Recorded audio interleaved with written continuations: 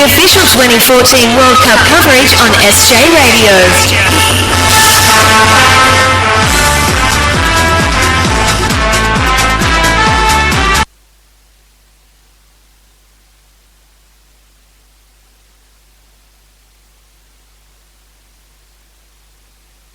From the sky to the sea, to the air that we breathe, from the depths of the earth to the stars. Light up the world, run like you're born to fly, live like you'll never die, dare what you dare to dream, and everything in between. An epiphany one night, looking at the endless star-filled sky. The world is ours.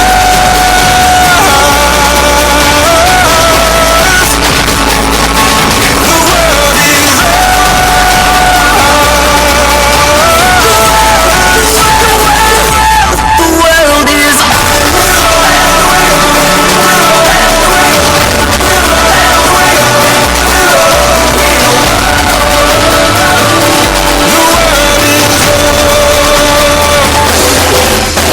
Sing out your battle cry under the stage and sky, oceans and land divine, united we feel inside. the world is ours.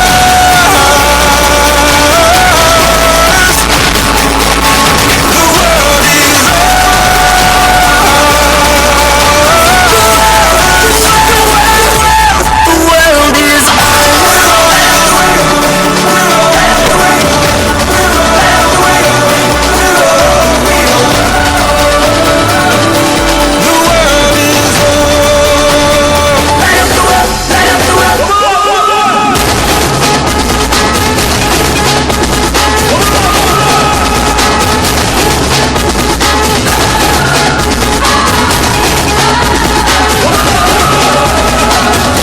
The world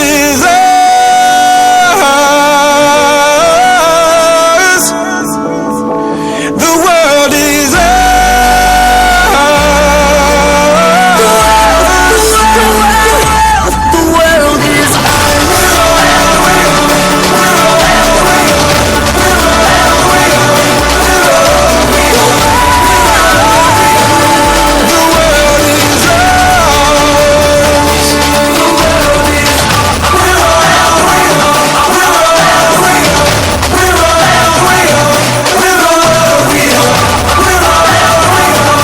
The world is The official 2014 World Cup coverage on SJ Radio. Hello. World Cup Live, the official things for Russia versus South Korea. Kick off against 3 minutes, talking soon about the Belgium versus Argentina 2-1 that was. Belgium 2, Argentina 1. We had some trouble with the internet there, so apologies with that one. But I know on the way, hopefully no problems. It's Russia versus South Korea. And in line is for Russia is 1, 4, 8, 9, 14, 17, 18, 19, 20, 22 and 23. Okay, the format 4-3-3.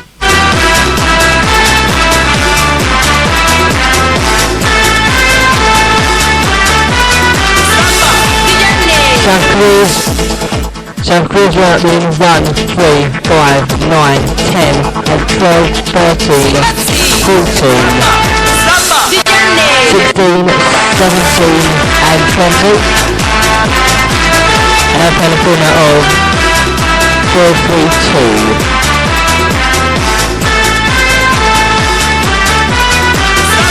Kick-off underway.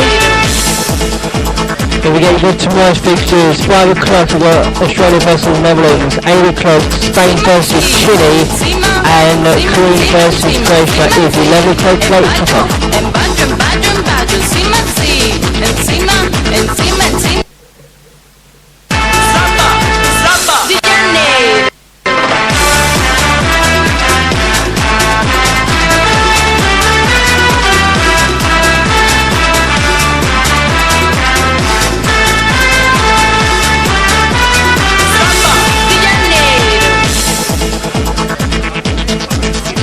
The official 2014 World Cup coverage on SJ Radio.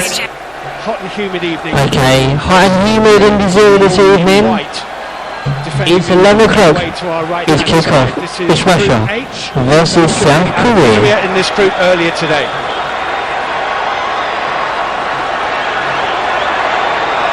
The referee from Argentina is being very precise about kickoff time.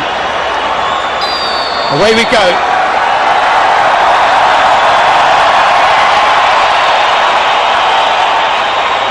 Five days of watching everybody else get involved, and finally these two sides join the party. And here's Song Hyung-min for South Korea,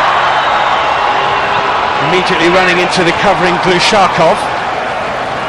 This is Berezutsky, so much experience in the back for the Russians. Ignashevich, they're all familiar names. Spartak, CSK, Zenit, Dynamo, they provide the bulk of this 11. Berezutsky, Sergei Ignashevich.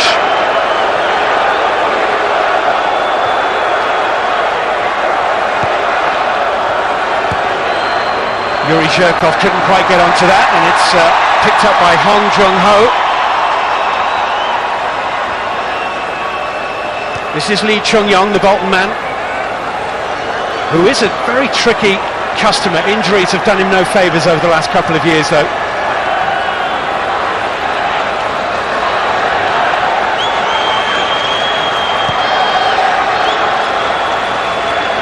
Kim Young-won, not quite able to squeeze it through to Park Chu-young.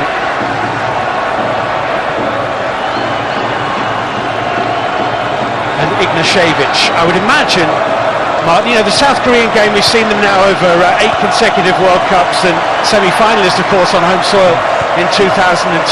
Energy, fitness, work rate is what they've, generally speaking, been about. You'd imagine they'd want to force the pace, and Russia might perhaps want to play a little bit more slowly. Well, 100%. South Korea really, they haven't really got the players. They've got that work rate, you'll see that. But I'm very interested to see the Russians, the mentality with Capello, the system that he puts in, and how well they can put that into practice. Yoon Suk-young with this throw in for South Korea. He was on the bench for Queen's Park Rangers Championship playoff final victory. And he's going to take another throw.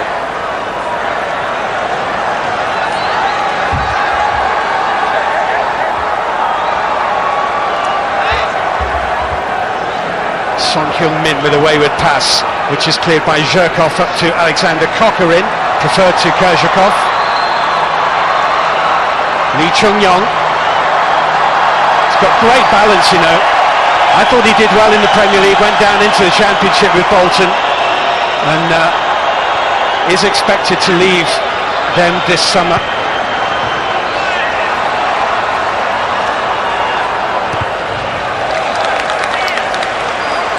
Russian throw taken by Yashenko. Berezutsky, Ignashevich. Those two at the back, aren't they? Very experienced. Oh, massively. Foul on Faizulin. Here's Yuri Zhirkov, once at Chelsea. Zhirkov. Keep your eye on Zhirkov as well. He used to play as a fullback, now playing as a left winger. He's very effective in the final third. Glushakov just beaten to it, but that's because there was a foul. The outstretched boot of the South Korean captain Koo Ja-chol. Glushakov, that's what he's there for, just breaking up attacks.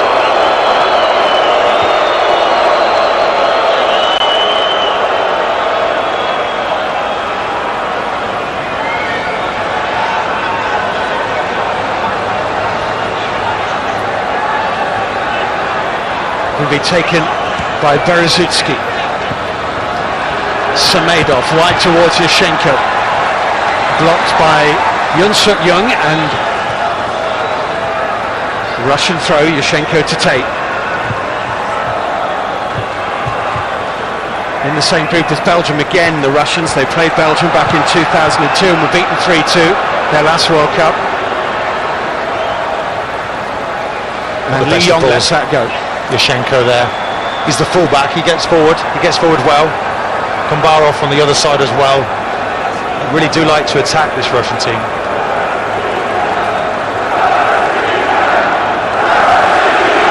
Well, they are an experienced unit, the back line, goalkeeper and the two central defenders come from CSKA as that sort of great knowledge of each other's game. Be no surprises amongst those teammates.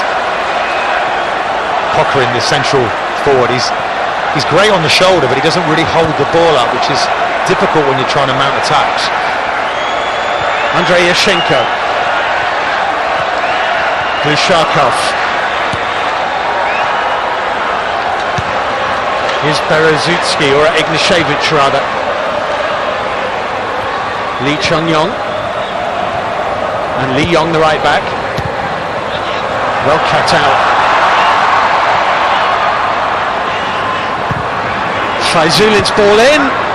Decent defensive header did the job.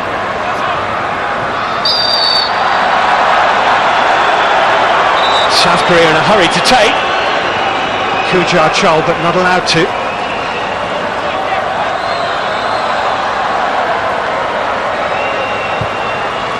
This is Kim Young-won. 7 of this South Korean team play in Europe, but not many of them at the major clubs. Augsburg and Mainz. Smaller German clubs, Queen's Park Rangers and Bolton, all due respect probably the same kind of calibre of English club. Park Ji-sung, their most successful ever export, you'd say, now retired. Samedov, Yashenko.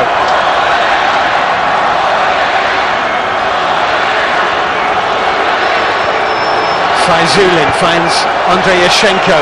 Nice little run in behind. Samedov here. They like those little triangular passes. Samedov there, good, making a good run from deep. You need that third man running to make that possible. Andrei Yashenko. And that's Kim Young-won's mistake. It's going to be a corner to Russia. Didn't deal with the bouncing ball. Under no real pressure there either.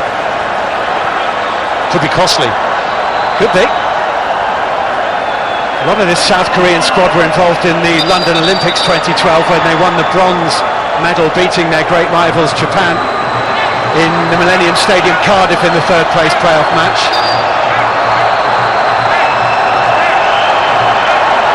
Kombarov with the corner.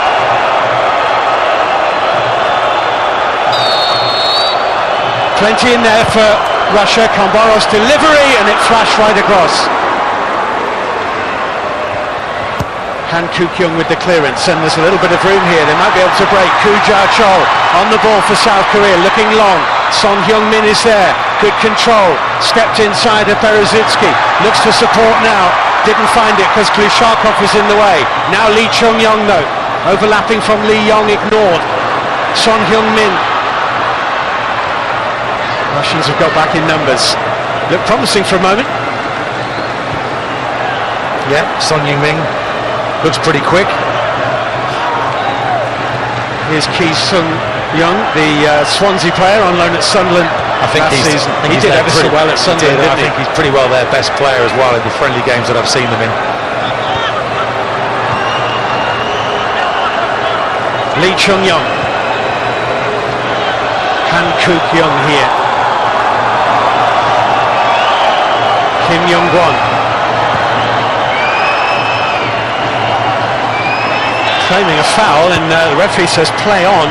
Yun-Suk Young was knocked over the left back and he's now out of position, but the Russians couldn't keep the ball. I think South Korea will be quite happy with the first 9 minutes or so here. Ki Sung-young, Lee Chung-yong. Oh, that's a lovely ball. It's a lovely ball. Lee Chung-young. Great little through ball, wasn't it? It's just a bit too much weight on it. Look, just for me, just a fraction offside. The linesman doesn't see it. Just too much weight on it. Can't get there. Yeah. It's unlucky. That was Park. It's quite a high Russian line there.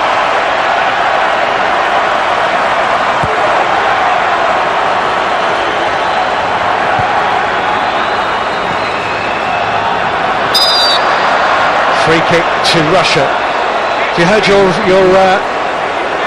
pal Le Boss at Arsenal talk about Park Chu-young at all? No. To be fair, I don't think the Arsenal fans have heard him talk about him too much either. He certainly hasn't picked him much. Sent him away on loan. Yeah, went to Watford, but only played twice there. He's had an hour and 11 minutes football in the 2013-14 season at club level. He was injured, to be fair, for some of it, with a toe injury. He's a lucky boy to be here. Young shot Young with the clearance. Oh, that's a nice little touch. Beautifully played. Kajol Chol, the captain, into Son Heung-min. Son Heung-min has support to his right, ignores it. And Lee Chung-young will have a word now, because he might have given that to Lee Chung-young. He should have given it him. He should have passed. It's a great little ball down the left-hand side. And it's really, I mean, the way that they've just been exposed. Good movement. Not a very good finish at all. Early promise for South Korea, though. Kim Young-won looked for a moment like he might have caused a problem for himself with Cochran, but he dealt with it. Yashenko for Russia. Berezutski, very important, I think, Martin, for Russia, you know, bearing in mind that they are the hosts of 2018, that they have a decent World Cup here. I don't think anyone expects them to win it or anything, or even probably trouble the last 4 or 8, but I think they'll be very, very unhappy if they don't get out of their group. 100%, and Capello won't want that pressure coming on him like it did when he was the manager of England. Here's Lee Young, one of those who still plays in South Korea. Lee Young.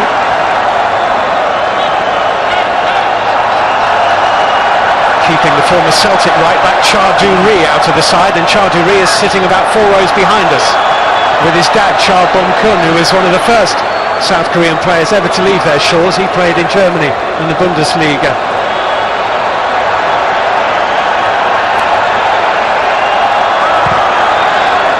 Kambarov into the box. Needs dealing with here. Son Heung-min did. Park Chu-young is isolated. Here he is now.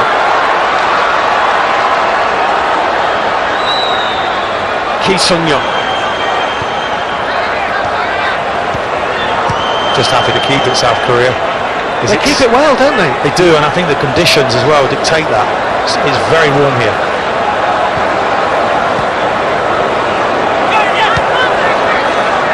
It is about 80 degrees still, humid. Kim Young-won finds Ki Sung-young. Doesn't do to be very, very pale, pasty-skinned here, I'll tell you, not with all the little gnats and midges and mozzies about.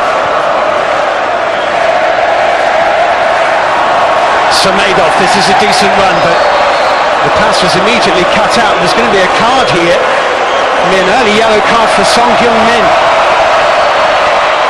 which has left Son a little bit bemused. Was there contact there, No, Martin? he's diving, 100%. He's an unlucky boy there. Yeah. South Korea's current player of the year. We've seen flashes, haven't we, of some good play from him already. Yeah.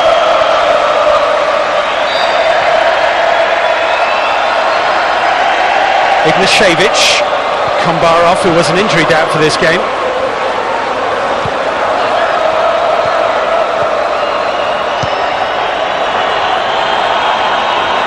Ignashevich, it's 34 now, Ignashevich. Passes it well, actually. Cochran is in the middle and has been joined by Shatov, but the cross isn't going to come. Lee Chung-young with the clearance. Chuja Chol. Almost running into trouble for South Korea was Han Kuk-young.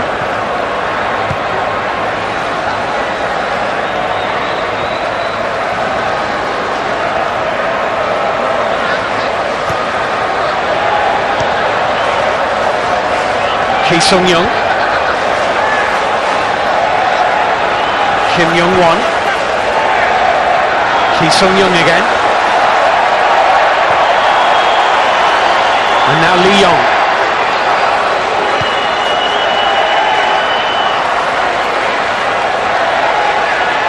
He's the playmaker, isn't he? Yeah. Good one too.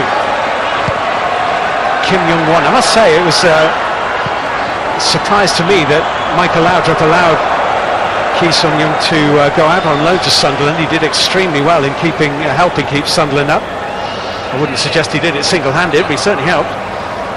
Yeah, but he missed that good period they had at the end of the season. He didn't actually play, but I think he adds something to any team he plays in. Ignashevich with what was not much more than just a hoik upfield. Here's Yashchenko.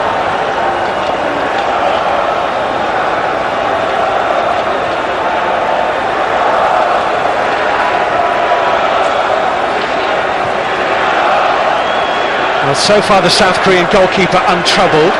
Jung Sung-ryong, he played all their qualifying games, but has been error-strewn since. They play an awful lot of friendly matches, South Korea. They've, I would suggest, played as many games over the last 2 years, or more than any other country in this World Cup, and he's not covered himself in glory, and there were many who thought that it might be the end of his era tonight in Cuiabá, but they stuck with the goalkeeper, and so far he's had nothing to do.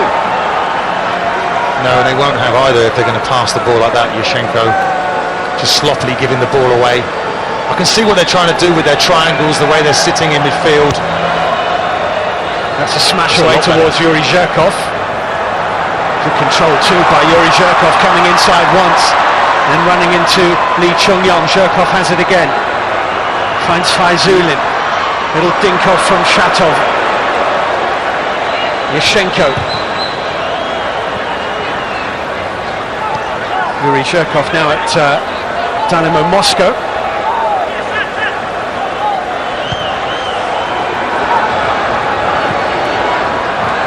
This is Coquelin, and that's a goal kick. I think there lies the problem, really, when it goes into Coquelin.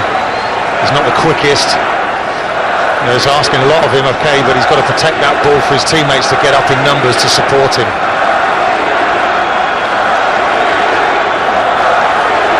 I suppose in some respects Coquelin's inclusion over Kerzhakov may possibly be with half an eye on the upcoming European Championships and then the World Cup which they host, because Kerzhakov's 31. You can't envisage him leading a line at 35 in a World Cup, whereas Coquelin is 23 and may very well be leading the line at their own World Cup. And he's the future, but you pick the best man for the job. Yeah.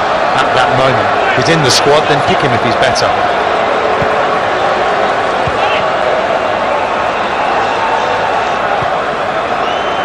I don't think Capello does anything out of sentiment, that's for sure.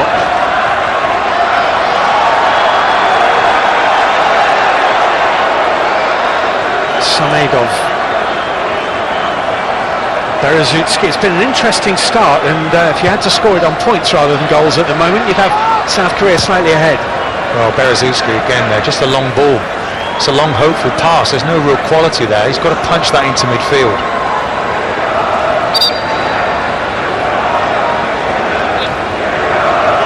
Coquelin. Samedov. Yashchenko. Ignashevich. Faizulin receives. Coquelin in the middle.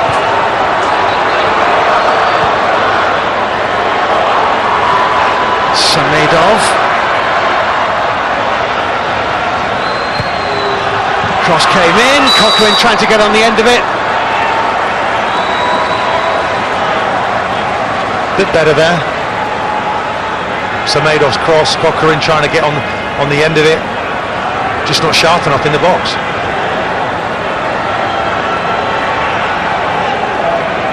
is a tough group to call. I agree with Phil Neville about that. Algeria looked half decent, certainly scared Belgium earlier today. Certainly did. I wonder this late start, how much that affects teams sitting around in their hotels.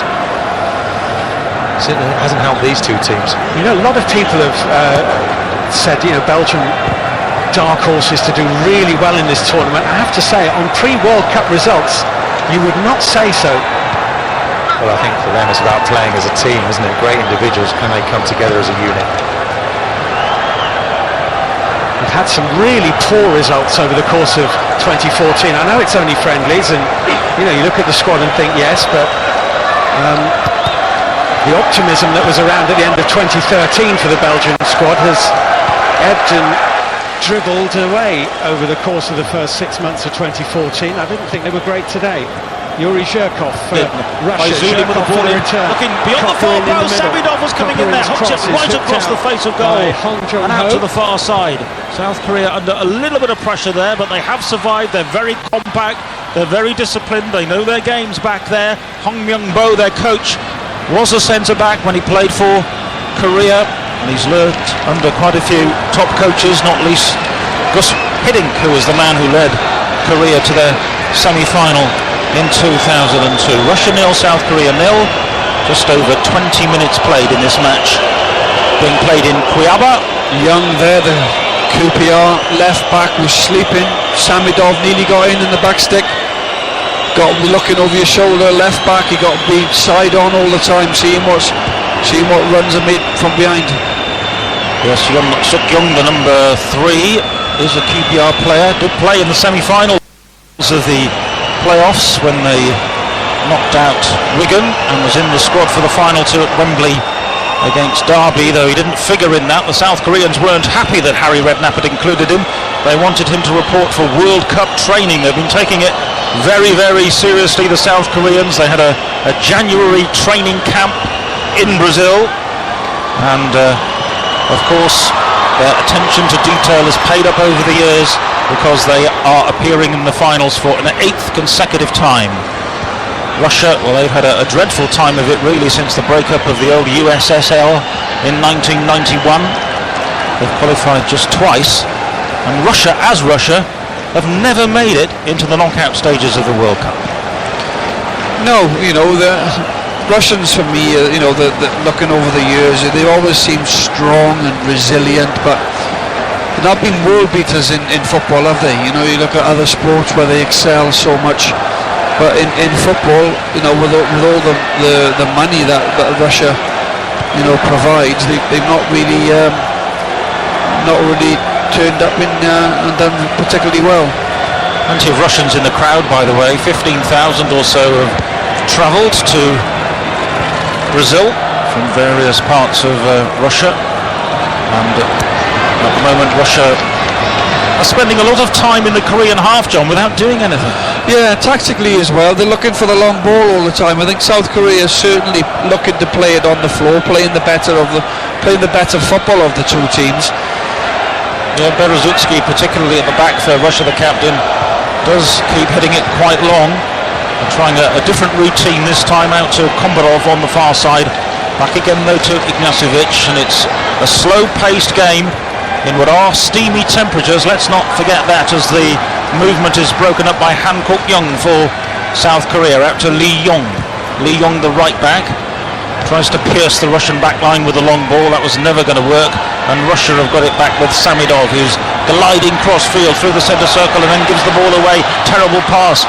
Song Kyung-min is onto it for South Korea, but they've got no real urgency about them there, and it's a foul by Glushakov, which results in a free kick for South Korea. Here is Yoon Suk-young of Queen's Park Rangers on the near side.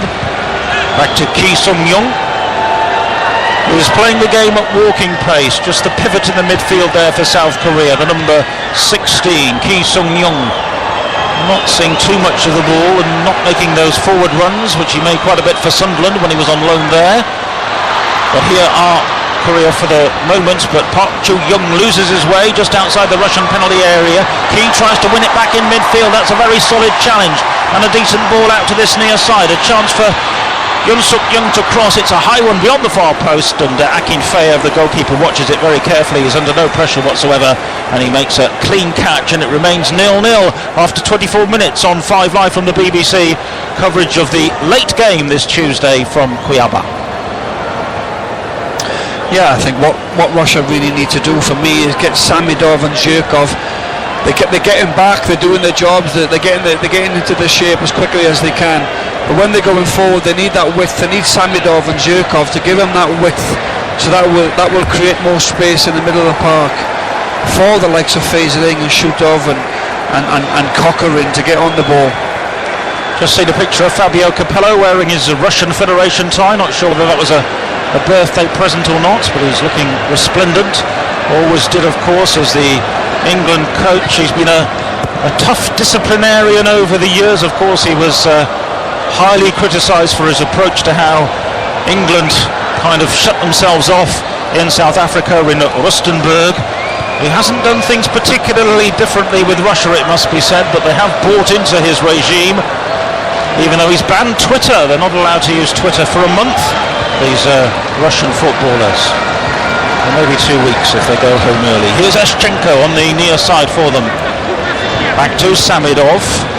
And it's about the tamest game of the World Cup so far, we have to be honest with you. 25 minutes played, 0-0, Russia and South Korea. And neither goalkeeper has been troubled so far. Igor Akinfeev or Yoon Sung Ryong. No saves yet, Rick. No, nothing at all really. Both teams are playing a similar formation really. They're playing with 4 at the back and 5 across the midfield, and you got Park up front for South Korea, and Cochran is playing that lone role for Russia, and both teams are just not a lot of attempts at goal. Bit of a slow, he's in here, bit of a slow build up. Yes, down the near side, it's a half chance for Russia to get forward. It was Shutov, but the challenge came in from Ki Sung-young, backtracking ever so well there from midfield to make the challenge, and it's away for a corner. He could have made more of that, I would have thought, Shutov of Zenit St. Petersburg, but it wasn't to be. It will be instead a corner, and again Samidov is deciding not to take it. It's their second corner, and again it's going to be taken by Dmitry Kombrov of Spartak Moscow. So can they pose a threat in the air? The 2 centre-backs are forward, Ignashevich and Berezutsky. So much experience between that pair. Kombrov curls it in, and the goalkeeper comes off his line. Jung, I thought he was going to catch it. He punches it, shot back in by Russia into the penalty area, and then defended deeply by South Korea, and they blast it downfield. Not sure who got the shot away there from the edge of the penalty area, but the goalkeeper, Jung, I thought should have caught that. I don't know why no pressure goalkeepers at do all. that. You know, talk about taking the pressure off your players. Come and catch it, especially when you're under no pressure from Young in the South Korea goal.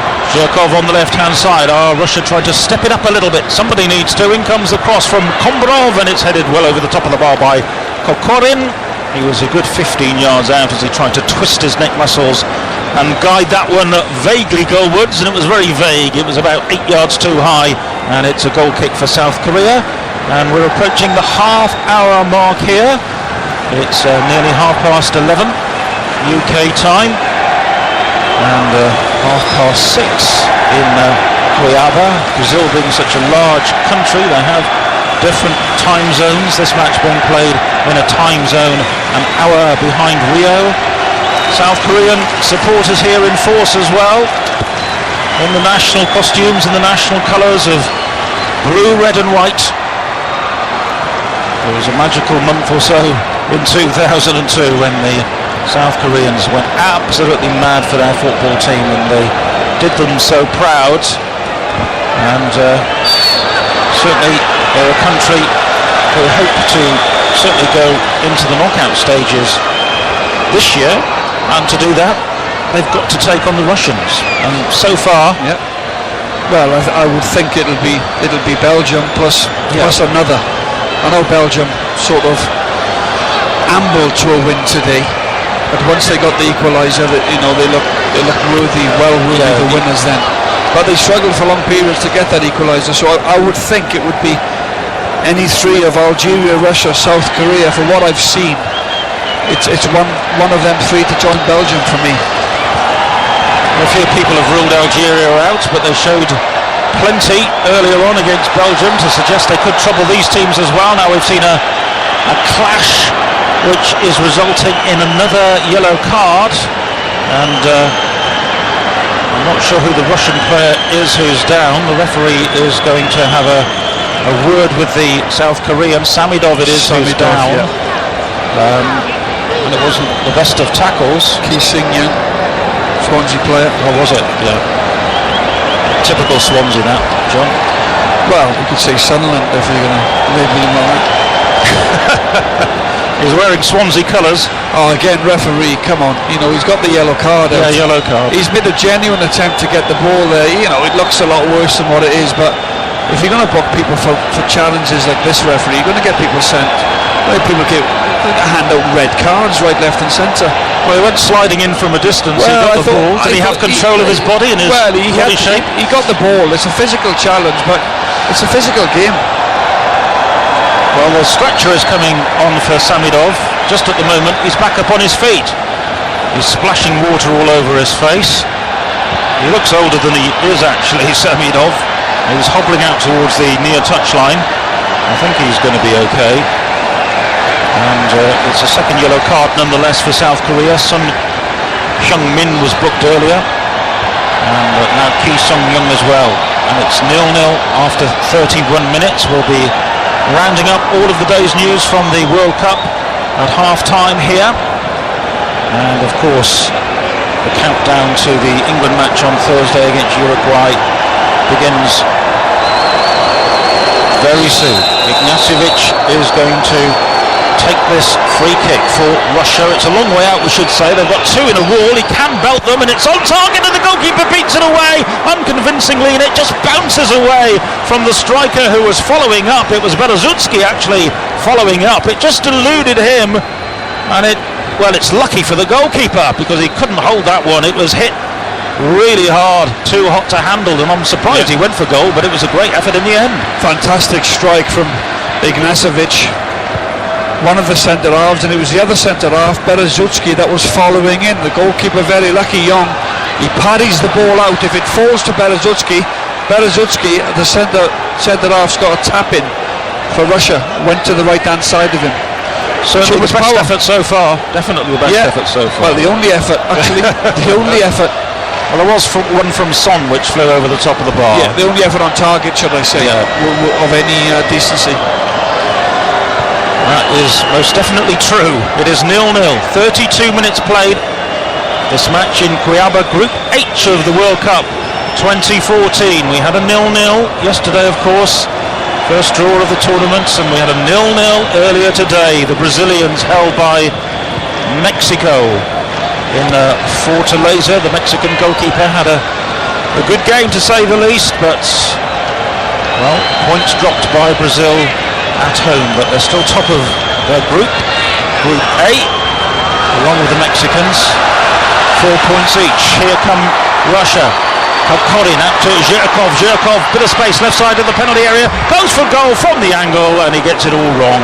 It fizzes about 3 yards wide of that near post as he was looking at it, and Kokorin is wondering now why he made the run through the middle. It was a weak one. Yeah, decent break from Kokorin. Plays Zhirkov in on the left-hand side, decides to have a shot, just hits it, decent power, but way past the goalkeeper's right-hand post. But a bit more like it from the Russians. They're getting the Koreans to run around a little bit more. It's amazing what a shot on target actually does, and it makes the keeper parry a goal out. The crowd get up, the players get a lift from it, and Russia now look the team. They're under a little bit of pressure here as the shot comes in from the edge of the penalty area for the Koreans. It was Ju Chae-chal, and his shot was just wide via a deflection. I thought the little nick there off the defender was going to take it beyond the goalkeeper Akinfeyev, and it very nearly did. The touch off the defender Ignaciovic deflected the ball wide of his goalkeeper and about a foot wide of the far post, and the captain of South Korea, Ju Chae-chal, very nearly gave them the lead. Wonderful strike from Chae-chal, and the goalkeeper was beat. All ends up really when the shot was deflected, went a foot past his left hand post. Could have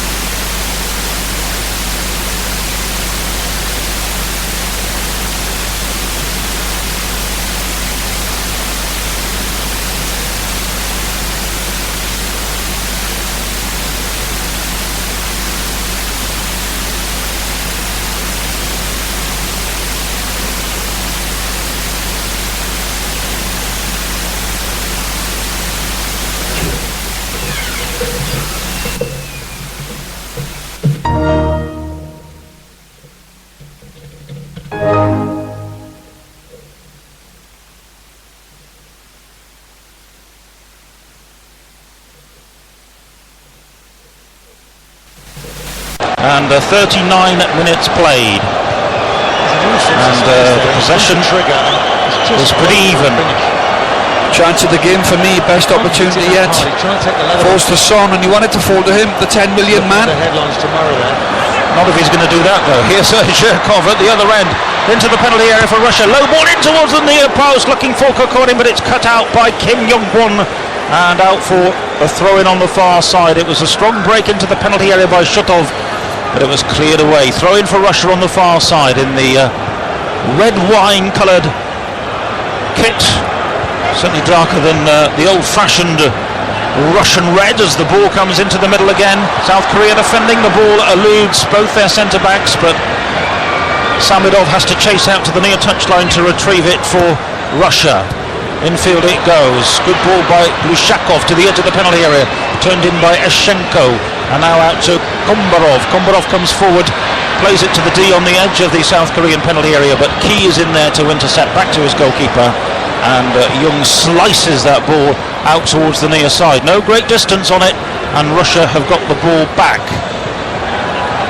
right from in front of the technical area. Throw in for Russia, taken back to Viktor Fayzulin, a man who was born in deep eastern Russia, very close actually to the North Korean border, but he and Russia have not made any progress, and South Korea have it into the final 5 minutes of the first half of this match in Cuiabá, Group H of the World Cup. Son has had two very good chances for South Korea, while Ignacevic at the other end has tested Young-sung Ryong with a long-range free kick, which the goalkeeper allowed to bounce away from him, and then he got lucky with a rebound. So we still await our first goal in this game. Korea have it with Han Kuk-young, the 24-year-olds. And now it's forward by Hong Jung-ho, and Han comes forward again with another run towards the edge of the penalty area. He's held up though and has to slip it back out to Lee Young on the far side, back into centre midfield. Here's Son for Korea, charged down off the ball very easily by Zhirkov, but it runs away from the Russian, and a bit of space now for South Korea with Young Suk-young on the near side. Takes it away from one defender, runs into a second defender. The referee was happy with the challenge, and Russia will sweep it away. And here's Samidov. Samidov up to the halfway line, forced a bit wide, rugged challenge on him from Han Kuk-young, which the referee was happy with, and now it's Song Jung-min again. Is he going to try another effort on goal? He finds Lee Chung-young back into the middle. Son is forced a bit wide by the defender. He allows it to run away off the defender because he knows it's going to be a corner for South Korea, their second of the game, and the first they had from over on that far side, the right-hand side, did pose a problem. Yeah, looks a really good player, this Son from Bayer Leverkusen. Lively, plays a 1-2, gets on the end of it, good trickery, and wins a corner in the end for this team. Yes, he missed a chance about 5 minutes ago from 20 yards out, but he's in there getting opportunities, creating opportunities for himself. Looks a real good talent. Ki Sung-young is going to take the corner from the far side for South Korea. Couple of strides forward, it's a bit of an outswinger, and easily headed away there by Ignacevic for Russia, but it breaks for South Korea again. Decent ball by Lee Young out to the far side. Ki curls it into the middle, and the header came in from Hong Jung-ho, who was up from the back. He didn't get any proper distance on it though, and Russia are able to clear out to this near side, and it should be away by Ignacevic, but he's made a mess of it, and Han Kuk-young comes forward momentarily for South Korea, and the Russian captain was grateful that Eschenko managed to get back and make the tackle, but nonetheless South Korea do have possession with Gu Chae-chal, and it's out to the far side. Here's Lee Young forward from right back, level with the penalty area. South Korea ending the half on the front foot. We've got 2 minutes left in the first half of this match in Cuiabá. It's Russia 0, South Korea 0 on 5 Live from the BBC, your home of the World Cup Brazil 2014. We're hoping not to bring you a second goalless match of the day. It looks as though it might be 0-0, mind you, at half-time, unless Korea can just force one more opening. They're dominating possession just at the moment. The Russians standing off, just admiring a little bit as the Koreans work it again to Ki Sung-young, to Han Kuk-young, who's just beyond the halfway line. Han Kuk-young gets the ball back. And Korea building without any great urgency or menace, it must be said. They're very still close to the halfway line as Kim Young-won does knock it forward to Park Ju-young. He's the Arsenal man, but not for much longer. I think he's on his way.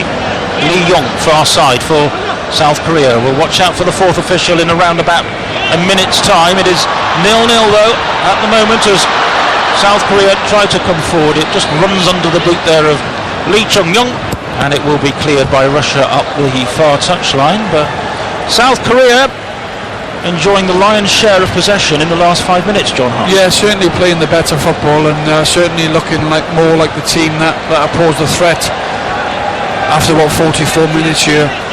Russia defending strongly, getting bodies behind the ball, but it's South Korea, and in particular Sung-yong, that is looking like the more likely team to score. Yeah, Russia, they've been plodding really in this first half. Zhirkov has it on the far side, and apart from the shot from the long-range free kick 35 yards out plus, the Russians have created very little. Very little, and when you think, they got decent players playing for Dynamo Moscow, Lokomotiv Moscow, not seen much from Kokorin, the number 9. 4 goals in the 8 games qualifying in the qualifiers to get through to the World Cup. Zhirkov comes with a big reputation. Dynamo Moscow not really seen him much in the game. Grishakov again not really got on the ball. You want more from him. Big, strong, tall midfield player. So it's the South Koreans that are making all the noises at the minute. Yep. But been disappointed with Russia, I have to say. Yeah, 1 minute added on.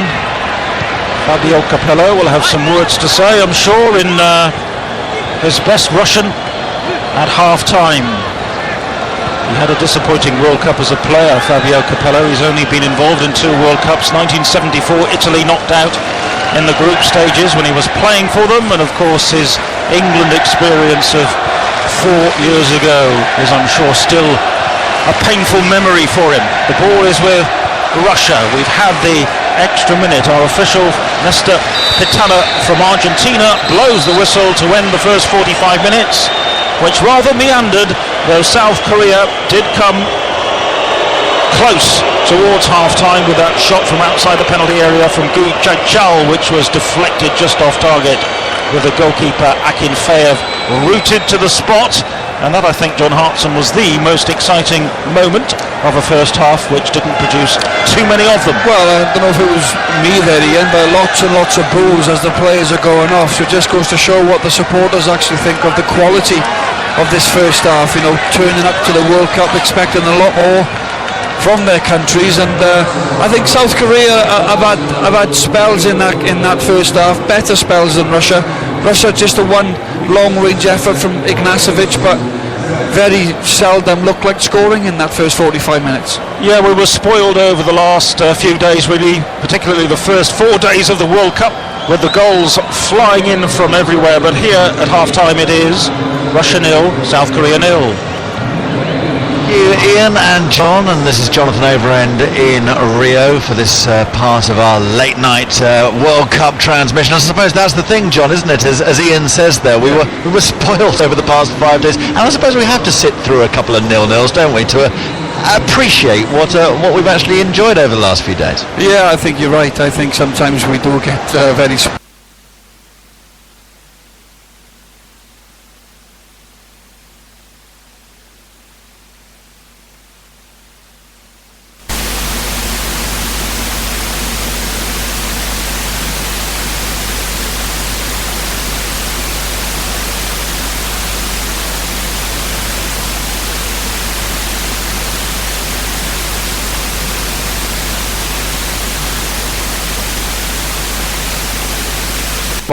we saw 6 goals in the Spain-Holland game. We saw 3 goals this afternoon, and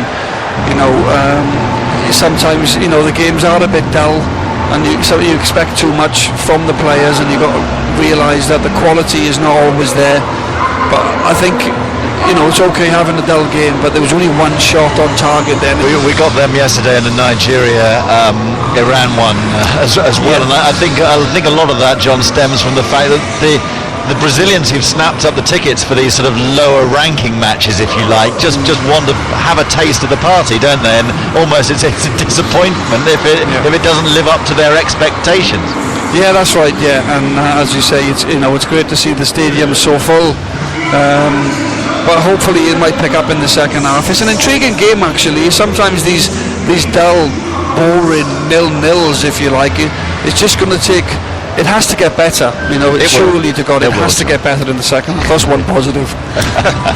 All right, back with you shortly. John Harson and Ian Brown, your commentary team this evening. And here on 5 Live, it's 12 minutes to midnight. And tomorrow, just a reminder that we've got Australia against the Netherlands, Spain against Chile, and Cameroon versus Croatia for you. Full match commentary on all those 3 matches. Coming up during half-time, we'll reflect on the goalless draw between Brazil and Mexico earlier and the heroics of the man in goal for Mexico. We'll also hear from Raheem Sterling and Adam Lallana as well from the England team camp. All that after the latest news with Madeline Briggs. On digital, online, smartphone and tablet, this is BBC 5 Live. David Cameron says extremists fighting in Iraq and Syria are the most serious threat to Britain's security. Britain is reopening its embassy in the Iranian capital Tehran because of the Sunni Islamist insurgency in Iraq. Edward Peck is a former United States ambassador to Iraq. It's going to be awfully difficult, perhaps impossible, for the US and Iran to work together on the Iraqi situation, given their involvement, each condemning the other for it, in places like Syria. Iraq's Prime Minister Nouri al-Maliki has sacked 4 senior security officers after the city of Mosul fell to Islamist militants last week. A statement broadcast on Iraqi television said they'd been dismissed for failing to do their jobs. There's been an explosion at a venue televising World Cup matches in Nigeria. It happened in the town of Damuturu in the northern city of Yobe. There have been reports of casualties being taken to hospitals, but it isn't clear if anyone has been killed. Anyone convicted of a second offence involving a knife is likely to go to jail after MPs voted in favour of the idea. Most Conservative and Labour MPs backed the plans, but the veteran left-winger Jeremy Corbyn voted against them. Is the idea of a mandatory sentence because somebody is carrying a knife for the second time the right thing to be doing? Will it actually reduce reoffending? Or is it more likely to turn them into a more brutalised person? Because that's what our prison and youth justice system does. 2 men and 2 women have been killed after a tanker, a car and a van crashed near Aberystwyth. Police think the 4 who died are from the same family. A young girl is also seriously ill after the crash this afternoon on the A44. YouTube is going to remove music videos by artists including Adele, Arctic Monkeys and Radiohead because their record labels have refused to agree terms with the site. YouTube has been renegotiating contracts because it's preparing a music subscription service. A spokesperson for the indie label says the site is making a grave error of judgment. Rugby Union's biggest hits are on 5 Live. He struck it well enough. It's over. Game on. It's times like these. Referee Nigel Owens knows how to write best-selling thrillers that heroes are made. Oh, they've taken it very quickly. They're running it along the line. And legends are born. This is where New Zealand so often score late on. These are our idols. Rugby Union on the BBC. The third test, New Zealand against England. Saturday morning from 8:20 on 5 Live 2014. This is 5 Live. Russia against South Korea. And good evening from Rio. Here's what's happened at the World Cup so far today. Belgium staged a second half comeback to beat Algeria 2-1. Algeria with a youthful side this World Cup. They played very well early on, but second half subs Fellaini and Mertens got the goals which gave Belgium the victory. And then in Group A, a surprise result down in Fortaleza where the hosts Brazil were held to a goalless draw with Mexico thanks, in part, well, mainly you would say, to the heroics of one man. Guy Alves swings the cross in. Header by the Neymar, comes off the post. Could have been 1-0. Did he get a hand to it? Absolutely did. What a save. Neymar plays the free kick. Chested down. He says a goal. What a save. There's no offside. Fabulous save by Ochoa. What a save. He had no right to make that save. There were 3 Brazilians bearing down on him.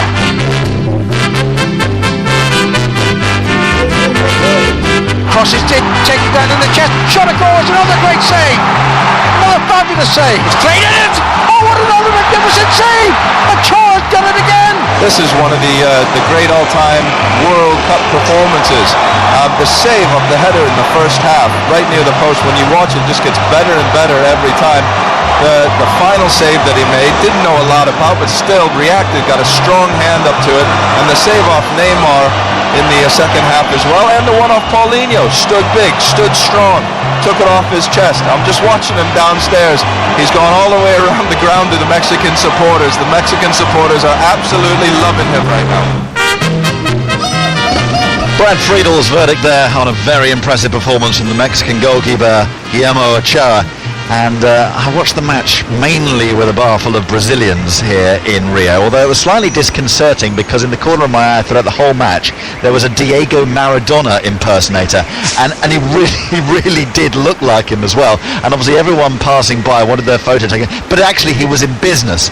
He was charging 2 reais for a photo, and actually his agent then came into the bar because he saw our BBC microphone, said, "Could you give our man a plug?" I said, "No, we can't. Get back out there, start earning your money." But anyway, that was Brazil 0, Mexico 0, Belgium 2, Algeria 1 earlier in the day, and at half-time in Cuiabá, it's 0-0 between South Korea and Russia. We'll be back there with the second half very shortly. Less than 48 hours now until England against Uruguay, of course, in Sao Paulo on Thursday. One man who helped light up the England defeat to Italy was the midfielder Raheem Sterling, and we've had a chance to speak to him today. He admits that playing day-to-day alongside his opponent on Saturday, Luis Suarez, has made him a better player. I've learned a lot of him on the sideline when I wasn't playing. I looked at him and Sludge and looked at their goal-scoring records, and I just tried to learn a lot of them. But it's an important game for both of us, and if Louis is not playing, the better. But he's a great player. We all know he's a great player, but we've got some great players in this team as well. We can't just be thinking about just him. They've got other good players in their team as well. We just got to really try to look at our own game and try to think about ourselves at the same time, knowing that they've got some good players, but won't be trying to single him out. Although they've got Cavani as well and other good players in the team. Is there one thing about him, Raheem, that you think Ryan must do that? Not really. As I said, he's a great player, so you don't really know what he's got up his sleeve next. We've got players that's played against him, we've got players that's played with him, but we've just got to prepare our game, and on the day expect him to try and do something like he normally does, yeah. From an England point of view, Gary Neville said last night that was the best England have played for 10-15 years. How exciting is it? I know England didn't win, but nevertheless, how exciting was it to be part of that performance? Everyone on the day really looking forward to the game. Throughout the training camp, there's been a real buzz. So I think everyone's really excited to get on the pitch and show what they can do. And as Gaz said, it was a good performance, but at the end of the day, we didn't get the win, which was the most important, which Italy got. But as I said before, we just keep working on our own game and try to improve and play the same sort of football we did the other day, but this time try and get a win. Raheem Sterling there with Ian Dennis. Well, Frank Lampard is one of those in the England camp who believes the emergence of Sterling proves that England's future is in good hands. I had no doubt he'd play well when he was selected because of the way he's trained and because of the way he's played for Liverpool. So yeah, I think it's great. We wanted to see young players come through for England in the last couple of years. We've seen it. We've seen Raheem come out in one game in his first World Cup game and play very well. We've seen people like Daniel Sturridge come through and offer things. Ross Barkley recently, so great to see, and hopefully that will bode well for the future. But I don't think we're here to be a potential team for the future. I think we're here to do well now. Well, another man pushing for a starting place in the side on Thursday is Southampton's Adam Lallana. He's been talking to our chief football correspondent Mike Ingham today and says he hasn't yet been able to get any inside information on the Uruguay team from his club teammate Gaston Ramirez. No, I haven't spoke to Gaston. I'm looking forward to seeing him though. He's a lovely lad, and he's been a bit unfortunate with injuries for us this season. But I'm delighted that he was selected in the squad and fit enough to. I think he's played in a couple of the warm-up games. I don't think he played the other day, but no, I'll definitely speak to him at some point after the game. He's a good guy. What's it going to take to do the job? Much of the same as on Thursday and more, I think. We've looked back at the game. We've had a good training session today where the manager got some of his points over, some of his tactical points. But there is a air of confidence around us. We're disappointed with the result the other night, and we know what the job is on Thursday, and it's quite simple really. It's a win.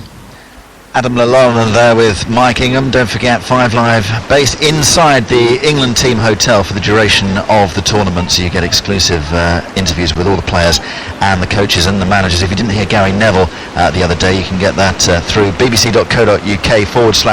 Cup. Very much your online home of everything from 5 Live over the course of the World Cup. And don't forget to get the pint-sized 5 Live World Cup as well. It's a brilliant little 5-minute video that you can watch with the best of 5 Live's coverage if you can't sit through it all day. Away from the World Cup, Kingman was a convincing winner over Knight of Thunder in the St James's Palace Stakes on day 1 of Royal Ascot. Trainer Richard Hughes scored a double, winning the Queen Anne Stakes on favourite Toronado, while Soul Power won the King's Stand Stakes. England's cricketers have been fined for their slow over rate during the draw against Sri Lanka at Lords. Captain Alistair Cook has been fined 20% of his match fee, with the rest of the side fined 10%. Heather Watson and Joanna Konta are into round 3 at the Eastbourne International Tennis.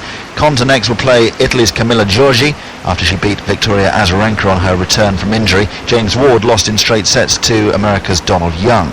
Mark Cavendish was a winner on stage 4 of the Tour of Switzerland, but a crash in the closing stages meant Sir Bradley Wiggins finished almost 12 minutes back. And the American Justin Gatlin has improved on his own world-leading 100-metre time for the year. He clocked 9.86 seconds at the Golden Spike meet in the Czech Republic.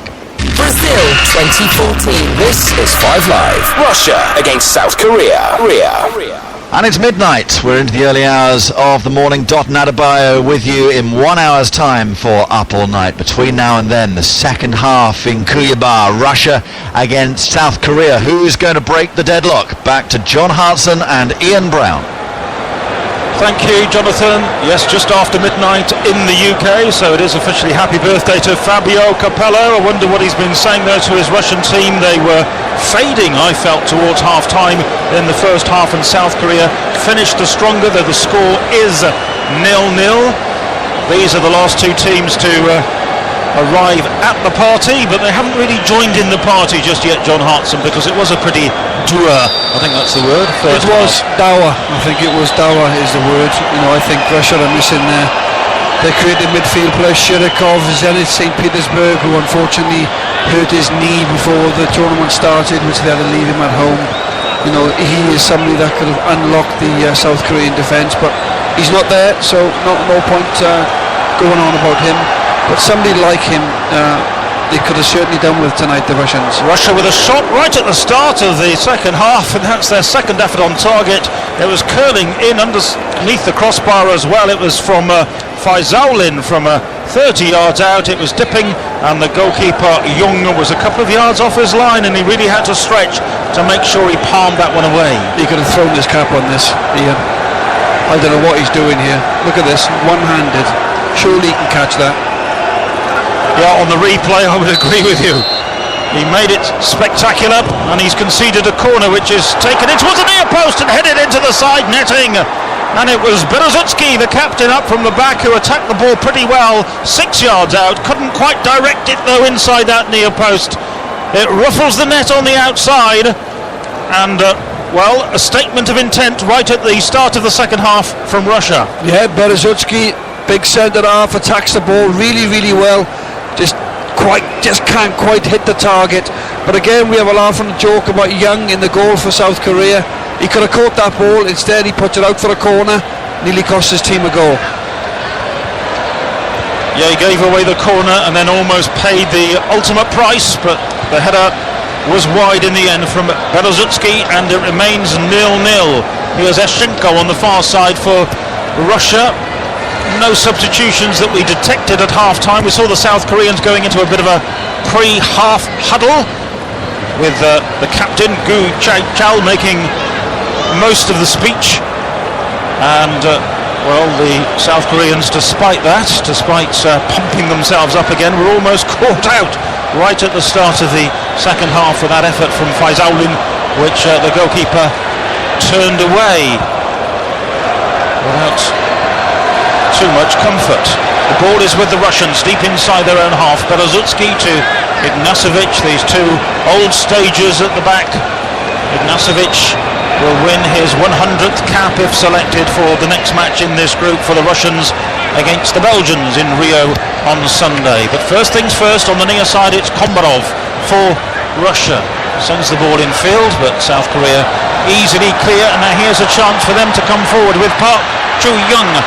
And it's Ju Chae-yal now eventually who loses the ball on the edge of the penalty area, and it spurts through to Akinfeev, the Russian goalkeeper, and he clears to the halfway line, and it remains 0-0. First touch of the second half for Son Heung-min, the man who was the brightest light for South Korea in the first 45 minutes, had those two openings, the shot over the bar from the edge of the penalty area, and then the shot way over the top of the bar from the 18-yard line. Now we have a yellow card for a Russian for a first time. It's Shutov who's gone into the book for a foul on Gu Chae-chal, and free kick for South Korea, which Ki Sung-young is going to take, one of the UK-based players. He finds Gu Chae-chal again, number 13.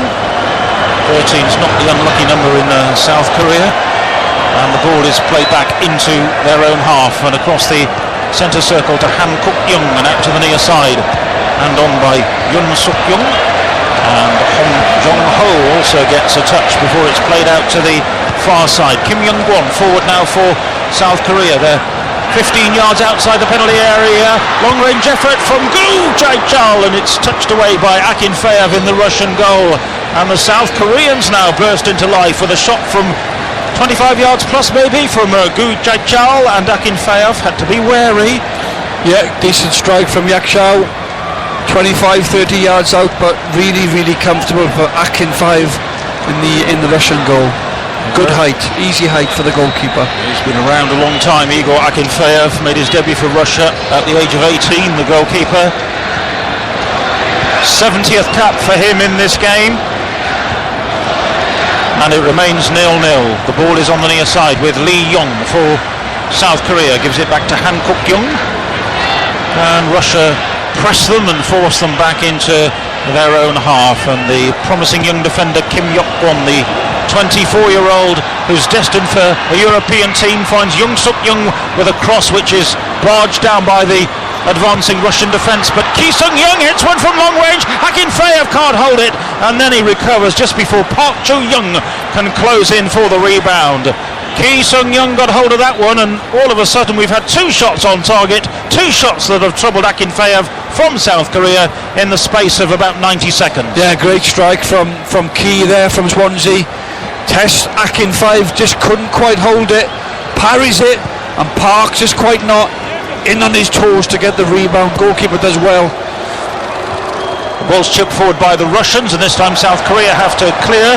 Han Kuk-young does so spectacularly with an overhead kick from the edge of his own penalty area, and he was fouled as he executed the movement, and it's a free kick right on the edge of their own penalty area for South Korea, whose coach Hung Myung-bo is looking just a little bit pensive, and Fabio Capello equally not particularly animated, just mumbling a few words there to his cohorts.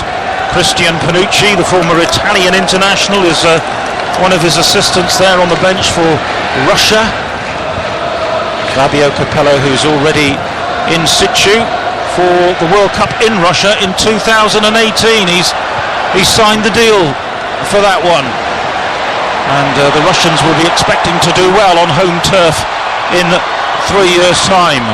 But they do have a bit of an ageing team, and here is Son Heung-min causing them problems down the far side, and he's won a corner as the defender chased back and made the challenge. It ran away off Ignacevic for a corner for South Korea, and Son Heung-min, when he's got the ball at his feet, is certainly asking some questions. Yeah, also good play from Young, the left back from QPR, breaks out with the ball, travels with it.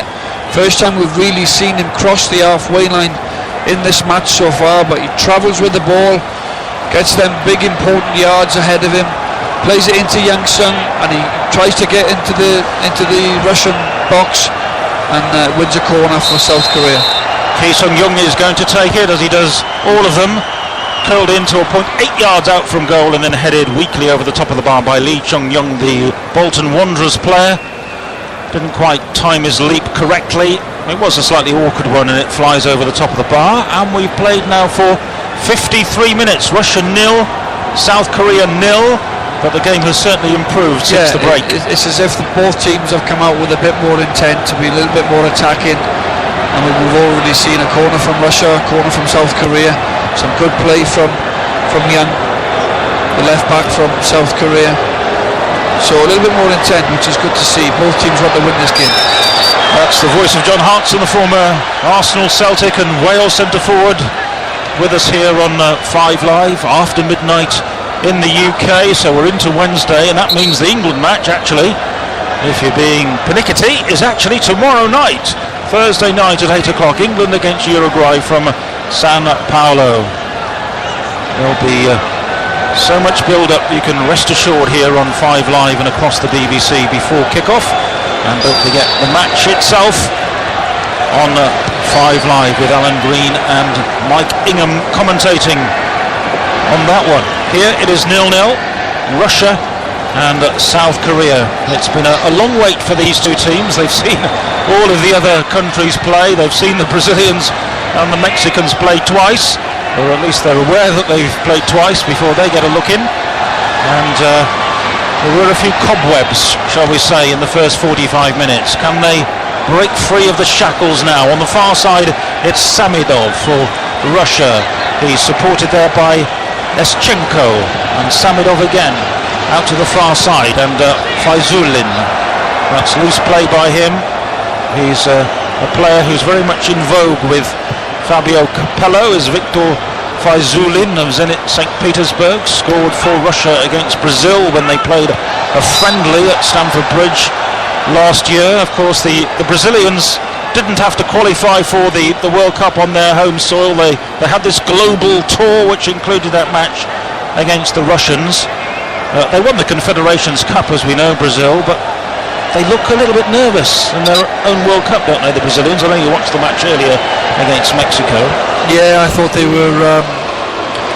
I thought they only sort of really started to play when they started chasing the game 20 minutes into the second half. They created very little in the first half, but you have to say Ochoa in the goal for Mexico. Yeah. I don't think he'll ever have a game like he did. You know, he made several saves from Neymar. The one from the header. One right at the death as well. You know, so I thought sometimes you come up against a goalkeeper, it doesn't matter where you strike it, how hard you strike it, how accurate. The goalkeeper Ochoa, and I believe he's out of contract, isn't he, for this club? So there'll be quite a few clubs chasing him, but you know, Brazil will be okay, I think. You know, they weren't great against Croatia, by the way, and they could have easier scored today. And all of a sudden, all the doom and gloom, you know, lifts. All of a sudden, they need a goal. They go and win, you know, 2 goals. As it happens, the Mexico goalkeeper prevented Brazil from doing that. He had the game of his life. Yeah, he did. For a moment in that game, I thought Brazil were going to get another one of those soft penalties, but it wasn't to be. 0-0 was the result of that one. South Korea have made a substitution, which I can tell you about now, because they've also got a free kick in a dangerous area too. Kokorin was back trying to aid his defence there for Russia, but he brought down Ki Sung-young, and it means that we have a free kick for South Korea, 30 yards out, central position. The referee's making sure that they don't take it before he blows the whistle. It was they show the whistle and say wait for the whistle. They should show the canister as well and say wait for the spray paint. Well, he's not going for it, this referee. Cocker in there, centre forward for Russia, just typical centre forwards foul, really trying to get back, doing what's right for the team, doing his defensive work, but A little bit awkward, no need to foul here, dangerous position. South Korea, 25 yards out? Yeah, maybe just a patch more than that, but right down the middle of the pitch, Kim Young-kwon, the young centre-back, and Song Hyung-min are the men behind the ball. 3 in a wall for the Russians. Up comes Kim Young-kwon, and it takes a bounce in front of the goalkeeper, and Akinfeev fumbled for a third time. This time he recovers by snatching the ball as it fell in front of him, and he boots it out of play because the Korean Han Kuk-young has gone down injured there close to the post. But that was a dangerous free kick from Kim Young-won. Well struck on his left foot. Yeah, I don't know why the South Koreans are lining up so far out from Akinfeev, the Russian goalkeeper. We've seen him parry several balls tonight. There's obviously a lot to do on the pitch, and the ball is fizzing off the ground. Very difficult for the goalkeepers to hold. You've got to anticipate that and get closer. Anticipate that it's going to come back off the referee, so you've got a simple tap in. Left it too late again, but a really good strike. And again, the goalkeeper does well to recover. Han Kuk-young is going off for a little bit of treatment, and because that free kick almost produced the breakthrough, I'm yet to tell you about that South Korean substitution. Lee Kyung-ho has come on for Park Joo-young, so the man who we think is about to leave Arsenal. Didn't do a lot today. I thought he made no impact here. Yeah, looked a little bit lightweight. Looked a little bit lightweight, and just when he got on the ball once or twice, when he did manage to get on the ball, I just thought he looked a little bit weak. You can kind of see why he hasn't cut it in the Premier League. Just wasn't quite at the races for me tonight. Was young Park. I wish him well. He's had a few years at Arsenal. He would have learned off some great players there, and wherever he goes next, he needs to get a little bit stronger for me. At the top level, he needs that strength. Played at Monaco as well before that. So Lee Kyung-ho, who's a former Asian Player of the Year, comes on wearing number 11. He's got 18 international goals so far, so obviously he can pose a threat as well. And now here comes a substitution for Russia as well. Shutov is going off, and on comes Alan Zhugayev, the man who scored 3 goals at Euro 2012, and he's involved in the game straight away with the ball out to this near side, looking for Zhirkov, but South Korea snap shut defensively and get the ball away, lifted away to the halfway line. Russia return it, and it's back with Kim Young-kwon, who hit that excellent free kick a few moments ago, which almost deceived Akinfeev. And as John Hartson was saying, the follow-up forwards for South Korea might have been a shade sharper, and if they had been, that could have been the opening goal for South Korea. I just feel they give themselves too much to do. Yeah. The defenders are right back almost on the penalty spot. They should be right up against the defenders, not on the edge of the box, because we've seen already tonight several times the ball is flying off the surface, which is very difficult for the goalkeepers to hold. And Akinfeev have parried it a few times and should be on top of that, the South Korean forwards. We have another birthday boy, by the way, Capello, the referee, and Alan Zhugayev. It's also his birthday, the Russian substitute who's just come on. He's been out of favour recently with Fabio Capello, but he's on to try and pep things up for the Russians here in the second half. It's 0-0 as we see another rangy run from Young-suk-young on the far side, and he's chopped down there by Eschenko, and it will be a free kick for South Korea on the far side. It looked a little bit cynical, that one, and if that's not a yellow card, I don't know what is. I'm not sure the referee's going to give a yellow card. I'm glad you said that, Ian, because I was just about to say that, but I thought you might think, well, just moaning about the yellow cards and the referee. But again, really good young run from Young, the left back for South Korea, young boy at QPR, making big strides, and he gets brought down. Cynical foul. Well, the referee's remembered his canister. We're seeing the line now. He's actually drawn the line behind the defenders and invited them to step back. That's a new one. Free kick for South Korea, though. Wide position, about 10 yards away from the far left-hand corner of the penalty area. Ki Sung-young delivers it in towards the far post. It's headed down dangerously, but claimed by Akinfeev. It was Hong Young-ho up from the back who got his head to the ball there, nodded it down, but Akinfeev was able to collect it on the bounce, and it remains Russia 0, Korea 0. Russia were out of the blocks quickly at the start of the second half. They had that headed chance at the near post from the corner and a bit of a fumble from the South Korean goalkeeper. But since then, the South Koreans in charge. Yeah, they have a good ball in there from Ki-Sing-yang into Hong Young-ho. Decent header, couldn't quite generate the power. Cleared away by South Korea, and Russia have the chance maybe to shoot from the edge of the penalty area, but it breaks down. Ki Sung-young makes the challenge, but then it comes in from long range. Good effort from Komborov. It's beaten away by Jung in the South Korean goal. Again, the keeper, both goalkeepers struggling to hold on to the ball. I'm told it's not a ball that swerves too much in the air, unlike the ball they had in South Africa, but it bounced right in front of Jung. And he turned it aside, and in the end, no harm was done. No, it's a different type of surface. Well, the afternoon pitches, they're dry and they dry up because of the sun, but unless you obviously really, really water them. But the night pitches with the dew, and we've seen it again. We must have seen it half a dozen times tonight. The ball bouncing in front of the goalkeeper, and the goalkeeper not being able to manage to hold onto the ball, and they're parrying everything. Which all the more so then the strikers on both sides have to be following up the rebounds. They can get themselves a tap in. How many times? It must have happened 4 or 5 times tonight. At least. Still Russia 0. The keepers just can't grab hold of the balls. And South Korea 0. And the South Korean centre-back Hong Jung-ho has got a little bit of cramp. These are sapping conditions, the pitch, as you say. There is evening dew there, and it was watered before the game. And it's very grassy as well, the pitch here, in most areas. Group H of the World Cup on 5 Live, our coverage of the late game from Cuiabá, Russia against South Korea.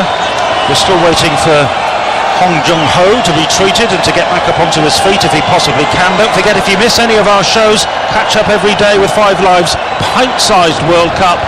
Well worth a watch that.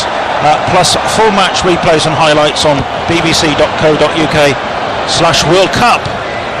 That's the only website you need, and this is the only radio station you need for coverage of World Cup Brazil 2014. And happily we're back underway here in this match in Cuiabá, and it's a throw-in on the near side for South Korea, which is going to be left to Lee Jung-young of Bolton. In fact, he's decided to leave it as well. And it's going to be taken by the other Lee Young, the right back who's come forward. This is only a few yards away from the Russian corner flag on the near side. South Korean right as they play from left to right in their changed colours of mainly white in this second half. 0-0. The throw-in is taken to Lee Kyung-ho, the substitute. And well, his return ball was a poor one, and it's out for a Russian throw, and they made nothing of a promising position. No, bit of a waste really, wasn't it? Wasn't any intent there to play into a player on the edge of the box. When his centre forwards take up a good position, play into him, be strong. Just basically give possession away far too easy, the South Koreans. Well, the Russians are said to be a little immobile in one or two areas. The South Koreans quite speedy on their feet, particularly down the flanks, and I wonder if that will become more of an issue as we enter the final 25 minutes here. To me, it seems like a match that is there for the taking for South Korea, because Russia have largely been disappointing, but it's still goalless here.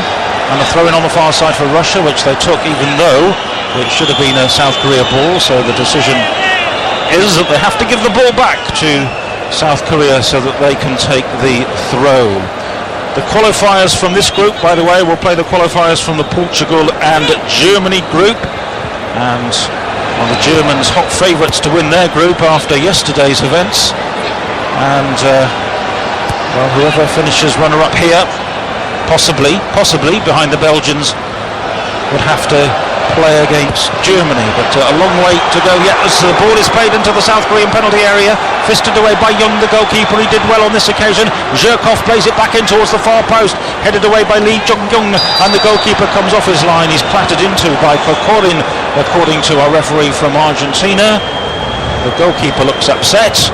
I'm not sure how much argy-bargy there was there, actually. What a ball that is from Kombarov, the left back for Russia. Keeper did well this time. Yeah, very, very brave, young in the goal for South Korea. But you just wonder where Kombarov's been all night when he can whip in balls like that. A fabulous ball, good pace, in between that 6-yard area and the penalty spot. Just outswinging, if you like. Kombarov with the left foot of that, got to get forward more often. Well, he is known as an attacking left back with Spartak Moscow. Perhaps he could be the outlet for Russia. It is still on a knife edge here at 0-0. The match being played in Cuiabá under dark skies in inland Brazil, not far from the border with Bolivia. Cattle ranching country, a long way from Rio de Janeiro, the beaches.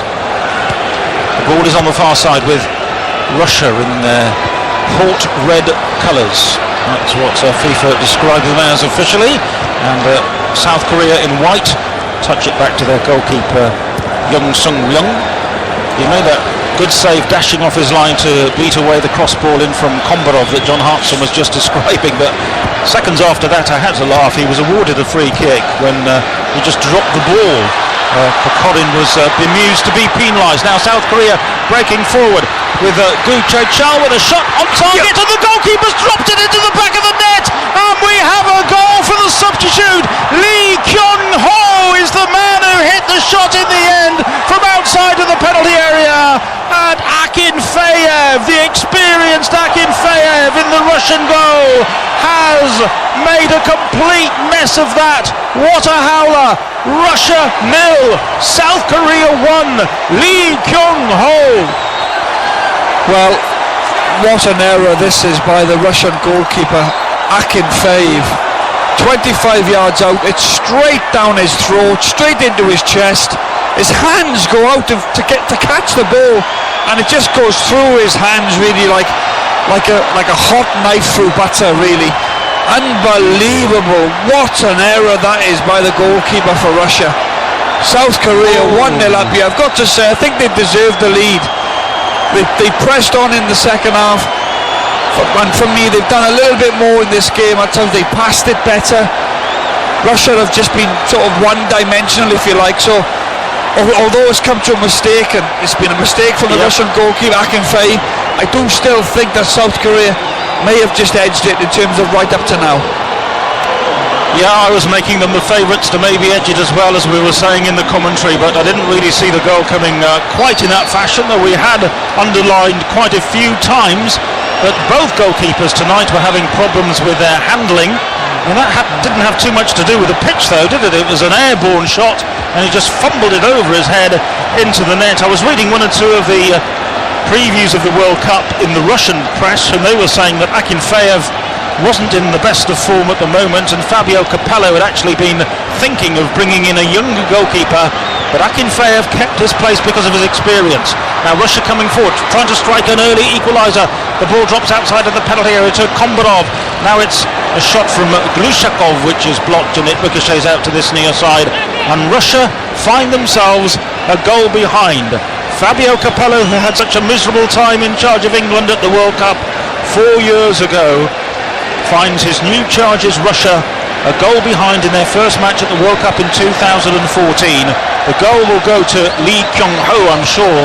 Now, there is an argument that it was an own goal by Igor Akinfeyev. Such was the poor quality of his attempted save. Now, Russia are taking off Yuri Zhirkov, the former Chelsea man, now at Dynamo Moscow. He hasn't had much of an impact down the left-hand side, and on comes Kurzakov, who I thought we might have seen at half-time, the Zenit St. Petersburg striker.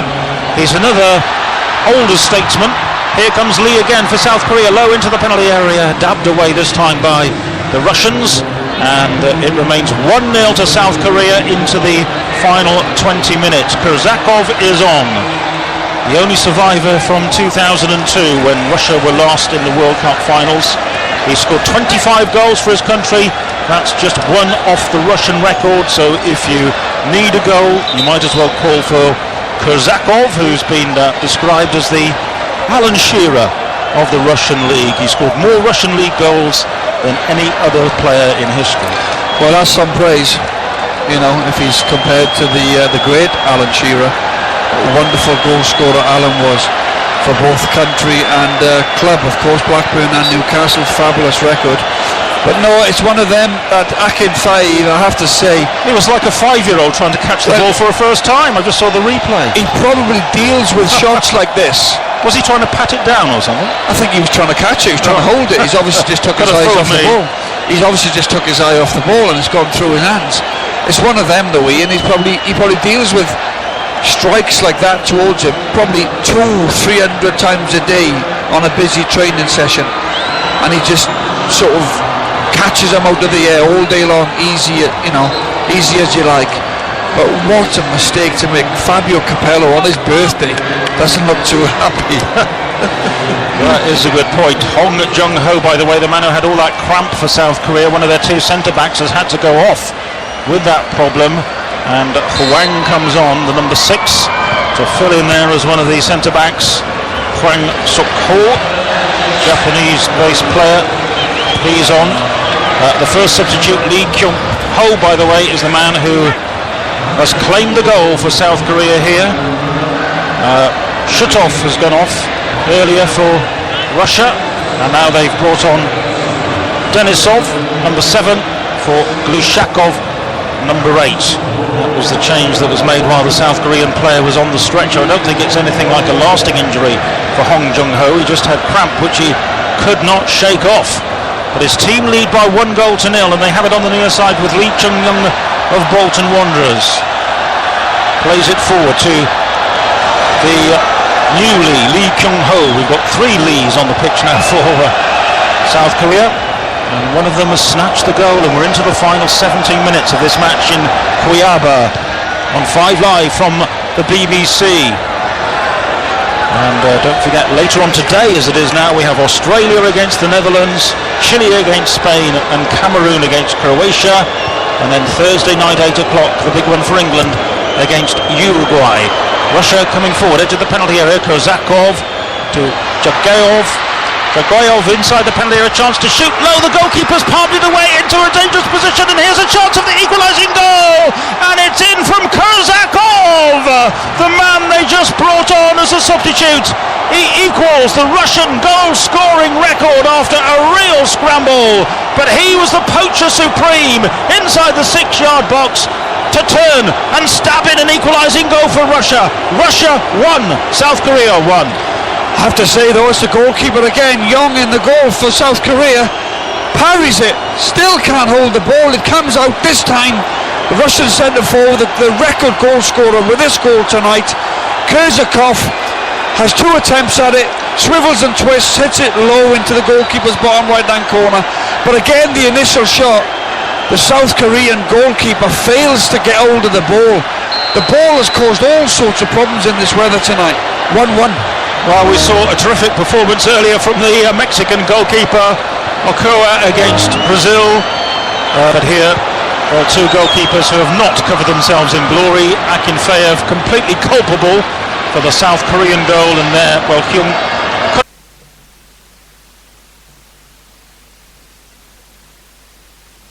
in the zone here, South Korea. 1-1 is the score. The ball is on the near side with their goal scorer Lee Kyung-ho. He's got the chance maybe to cross from the right hand side. He's outside the defender. It's blocked away in the end, and it's going to be a throw in for Korea. Advanced position 2 yards away from the corner flag. Good play from Lee Kyung-young from Bolton. Gets down, tries to take on Kombarov, the left back for Russia. It's been a good battle actually all night. But going back to the goal, I have to say, credit to Young in the goal for South Korea. It wasn't as bad a mistake as the goalkeeper for Russia for their goal. Definitely not. No. It was a lot more difficult, but it was a cross shot, and rather than parry it away, he parried it back into the goals.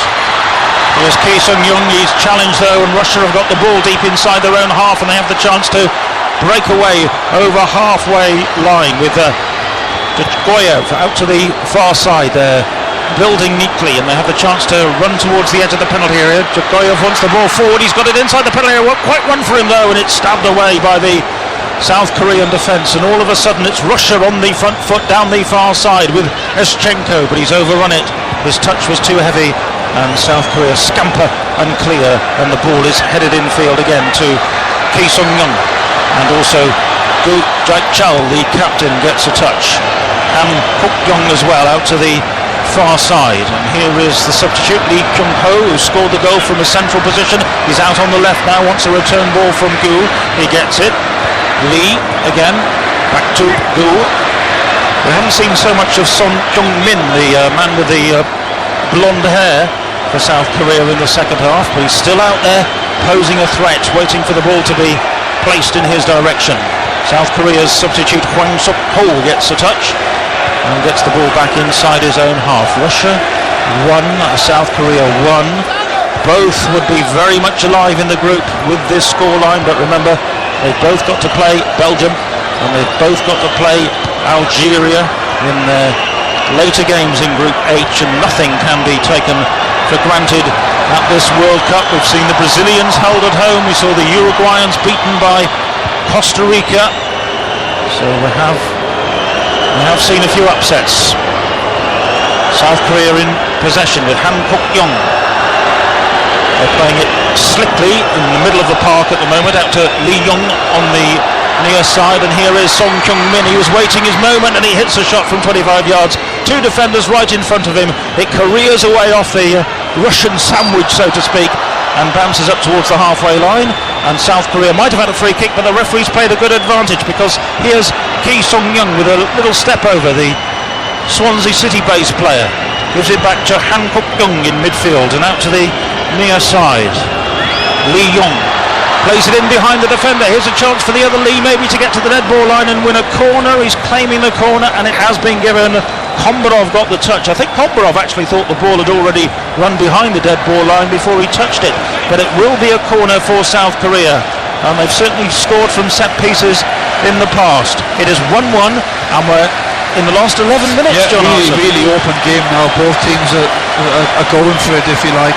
It's a far cry from the dull first half that we had. We've had 2 goals, lots of attempts on goal, lots of parries from the goalkeeper, and South Korea have a corner with 10 minutes to go, and both teams are really going for it. It's difficult to say which team now in the ascendancy. Ki Sung-young takes it, headed away by the Russians out to the far side. It's collected by Faizulin, but he's lost it, and it's on the far side now with Kim Young-kwon for South Korea. Back to the supporting Han Kuk-yong, back to Kim Young-kwon. Chance maybe to cross. It comes in the end towards the centre of the goal, and this time the handling of Akinfeev is safe. He catches the ball, thank goodness for that. Well, yeah, 1-1. That's what he's there to do. Except we didn't do it earlier. It was simple. It was one of the all-time goalkeeping errors in the World Cup, I would say. There have been a few over the years, obviously, but that one's up there. Yeah, it really was a shocker, and you have to feel for the goalkeeper, because he's, that's his job, and he must deal with shots like this every single day of his goalkeeping life in training, and to do it on the big stage, to let such a howler of a goal in, as I said, it's you have to feel for him, really. Only a few billion watching. Yeah. Only a few billion. Corner on the near side though for Russia. Their fans are getting a little excited. Kobrov has got a decent delivery, but it's headed away at the near post by South Korea. Son Chung-min completes the clearance. There's nobody upfield in white, and the Russians will collect it comfortably. 9 minutes remaining. Russia 1, South Korea 1. 5 live from the BBC. Earlier, Belgium beat Algeria by 2-1 in this group, with Fellaini and Martins with the goals for Belgium, who were behind 1-0 to a first half penalty. And it was also Brazil 0, Mexico 0 in Fortaleza. If you're late to our coverage, early hours of Wednesday morning, Kokoni with a shot from outside of the penalty area for Russia. It ricochets back to Jabgayev, and his shot is wide. He hit it from the best part of 30 yards right-footed and dragged it off target. Kokorin looks a different player now. Kersakov, the goal scorer, has come on. They seem to have pushed the 2 up. Kokorin's getting along on the ball a lot more, getting more efforts in on goal. Just seems happier that he's got somebody up there alongside him, whereas in the first half he tended to be on his own for a lot of the time. Took the goal well, didn't he, actually, Alexander? Yeah, he did take it well. He had 2 bites at it. The goalkeeper saved the first one, came back to him, he swivelled, and then he tucked it away in the left-hand corner, low to the keeper's left. It was only about 5 yards out, defenders there were around him. Yeah, and he had to swivel, low centre of gravity, he tucks it away really nicely. You can see why he's how many goals? 27, you said? 26 now. Yeah. Looked a natural goal scorer the way he took his goal. He's overtaken the record previously held by Vladimir Bestachnik. Han Kuk-young has gone down with an injury now here for South Korea. Fabio Capello is absolutely covered in beads of sweat dripping all over his face. I think his spectacles are okay though, they must have the right coating. And off goes Han Kuk-young. I think he will possibly be okay. No, he's not, he's going off. He's got a dead leg in his thigh, which can be quite painful and not one that he can just run off. Well, we've got a Swansea City player on the pitch, so just to balance things up in the South Wales firmament, we have Kim Bok-young of Cardiff City coming on. There he is, and it was Song who actually went off in the end. Song Kyung-min, the Bayer Leverkusen player. So Han Kuk-young actually is okay, and he's waving that he wants to come on again. South Korea are down to 10 men at the moment. I think he's on now. Still 1-1, John. Do you fancy a late winner here, as you predicted the other day when we were together doing the Ecuador game against Switzerland? No, I'm not sure if I do. I'm not sure if I do. Surely I can't get it right twice. The ball is put long by the Russians. Kokorin inside the penalty area, deep angle. He can't control it. It ran away from him. He was sprawling after that one as the tackle was made, and that will be a goal kick for South Korea. And we're approaching the final 5 minutes of this match in Cuiabá. It's been a hot old night.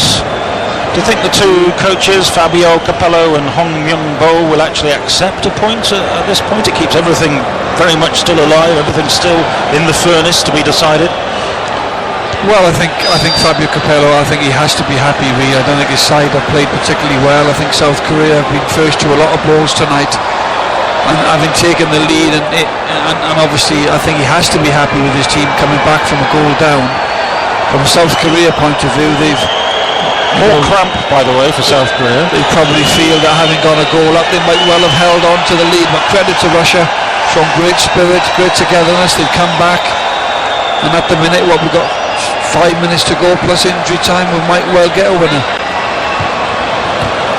So we've had Gu Jae-chul down receiving treatment for cramp as well. Han Kuk-young is having to carry on despite having cramp, and South Korea have used all of their substitutes, so there will be tired limbs out there, to say the least. They've been training hard in tropical conditions of South Korea. They, like England, were in Miami for a pre-World Cup friendly, so they are acclimatised, but nonetheless suffering from cramp, as indeed were quite a few of the England players the other night. It is 1-1.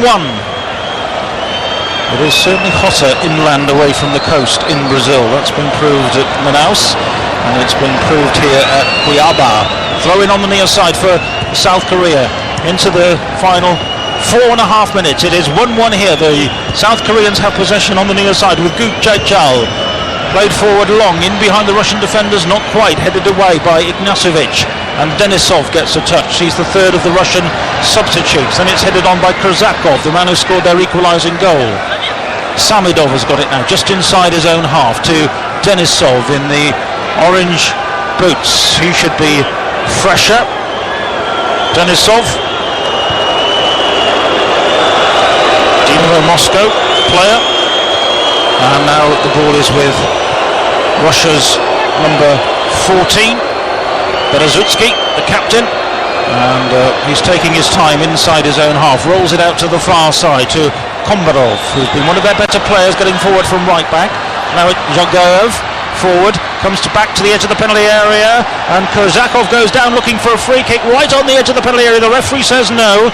The Argentine official was only a couple of yards away. He had a good view of that, and it's cleared away into touch for a throw-in for Russia. Attacking position on the far side, they're right in this second half.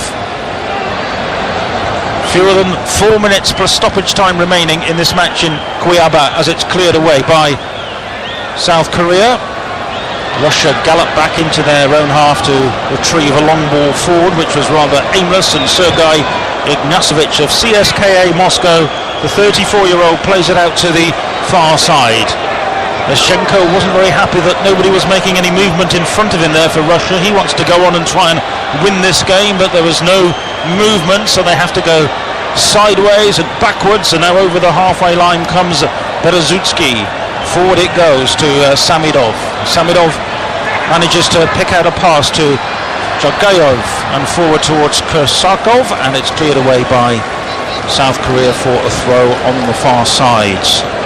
And well, the players have done a lot of running out there, and you just wonder what is left in the tank. Is anybody going to gamble and go for it in the final 2 minutes that are remaining in this game? Still 1-1. It was stalemate 0-0 at half-time. The second half has been much better. Here's Kombarov for Russia, lofting the ball into the penalty area, and the header is over the top of the bar.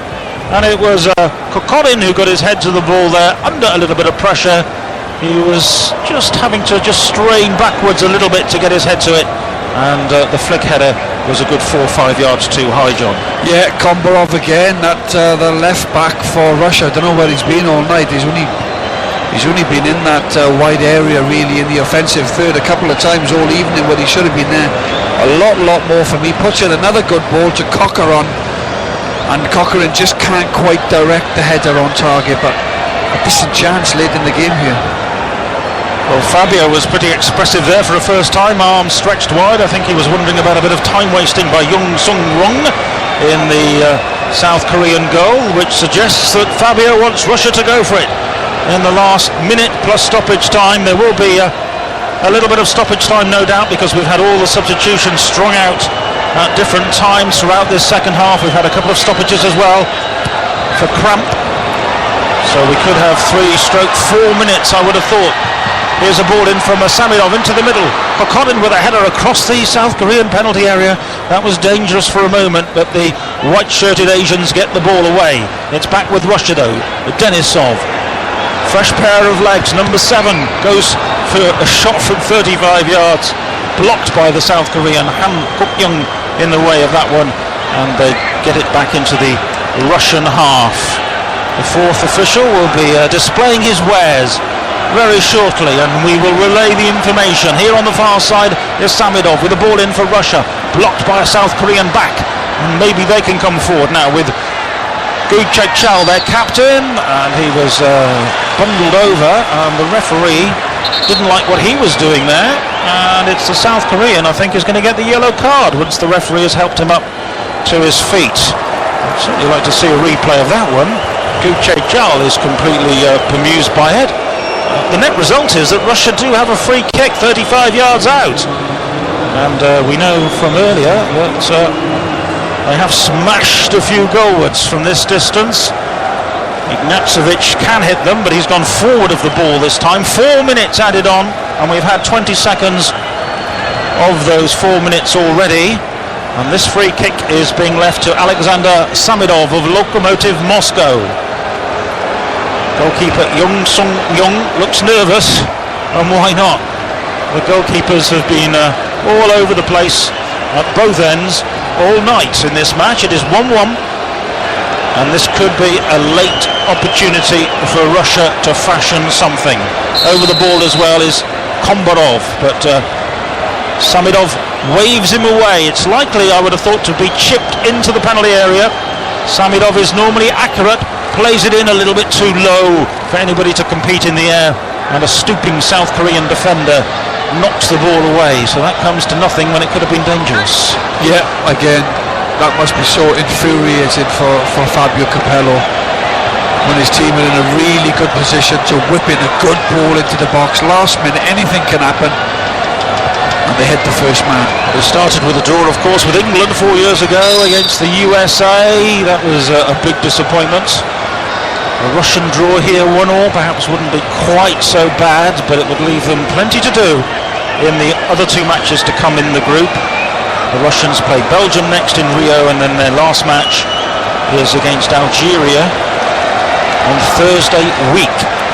Remember, this Thursday, which is actually tomorrow officially, England against Uruguay. Here are South Korea. Well, not for long. That was a very sturdy challenge by Denisov to take the ball away from Gu Chajal, and it's a chance for Russia to come forward.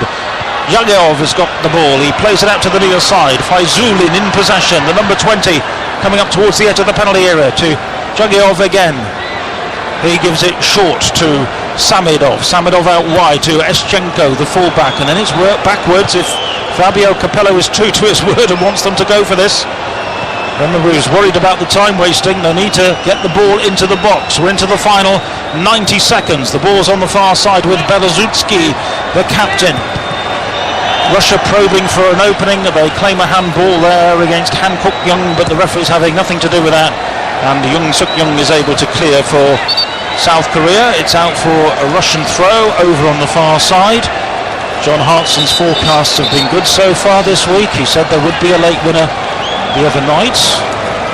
Tonight he wasn't so sure, and I think you're right, John. Yeah. Well, you're right. I think both teams have to be fairly happy with a point up to now. It's the World Cup of draws now. Yeah, couldn't get a draw for love nor money earlier on. Hold on. Kokorin plays the ball across the South Korean penalty area, and they're coming in late at the far post with Alexander Samidov, and he couldn't control his shot, but the initial opening there was really for the 23-year-old. Kokorin twisted away from his man. Perhaps the angle was not right for a shot, so he pulled it back, and Samidov hadn't quite run in quickly enough. Yeah, Kokorin gets in behind the South Korean defence. Good run. Whips it in with his left foot on the turn, and just the angle, I think, did Samidov, and it would have been a fantastic finish to have scored from there. Unfortunately, he blazed over the bar. I think that's it. I think the referee is going to blow now. Capello is on his feet. Russia about to extend their unbeaten run to 10 matches, mainly friendlies in the build-up to the World Cup. And there is the full-time whistle, and we have stalemate in this match in Group H in Cuiabá. It finishes 1-1, Russia against South Korea. Lee Kyung-ho scored the goal for South Korea. The fumble by Akinfeev into the back of the net, and then the equaliser from Kurzakov. So the full-time score here is Russia 1, South Korea 1.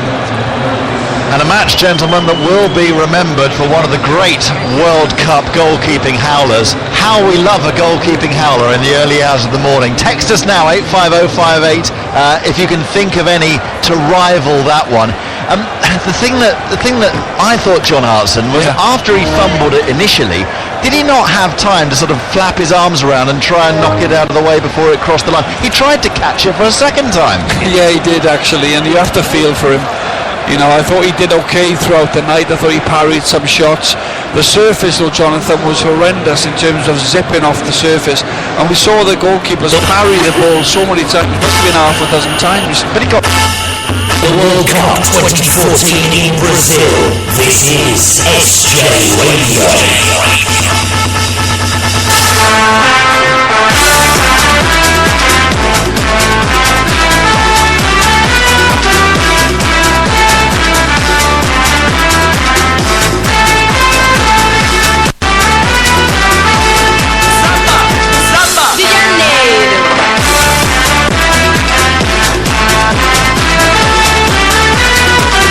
So it's all over.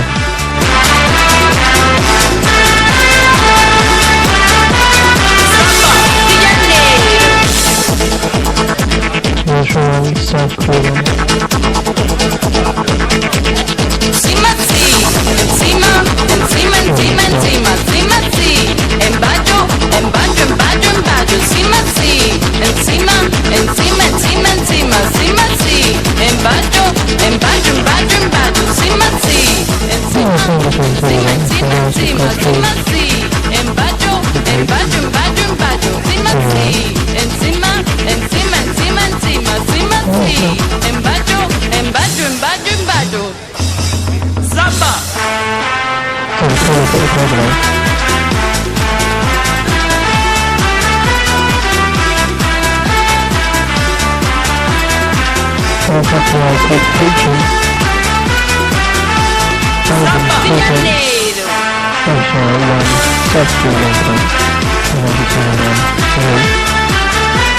Probably 6 days against Russia.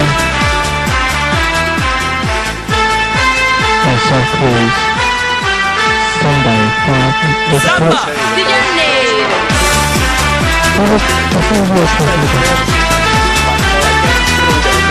Shot, and this is the goal. And like I said, we've had 3 already. He's dropped them, and this was. I was screaming at the lad to pass it wide to create an opportunity. And that is schoolboy. That is school from someone that's got 70 caps for Russia. That's what we couldn't believe. That may be his last. It reminded me of Joe Bugner tonight, so he did, because Joe Bugner wore gloves for no apparent reason either. I kept that one. He didn't give us any indication he was going to say that, did he? That was a horrific mistake, let's just say. I mean, I feel for him. I do feel for him, but it did kick them into life. He did them a favour. There are an awful lot of comments on hashtag BBC World Cup. Jonathan Northall, Luke Daviditis, Harry Gosling, Alfie Lloyd-Dyke, all pointing out the same thing, which is Fabio Capello must have had a real sense of deja vu when Akinfeev did that. If you go back 4 years to Robert Green against the USA. Well, it can happen. It's just coincidence, isn't it? But I think the worrying thing for Fabio Capello with that Russian team is that there doesn't seem to be too much energy and pace in it. I mean, even the lad that came on and got the goal and broke the record, he's not the quickest. He's not a 90-minute man. That's why he's on the bench. So I don't see how they're going to cause the Belgians any problems in the next game. We'll show the Russian goal in a minute, but we haven't done this for a while. We can hear from Fabio Capello. Fabio, do you see that as 2 points dropped or a point gained? No, look, the game is a good game. They ran a lot the first half. At the end was very tired. Do you see the goal that scored? Is not easy. The reaction from the players was really good. This was really important for me.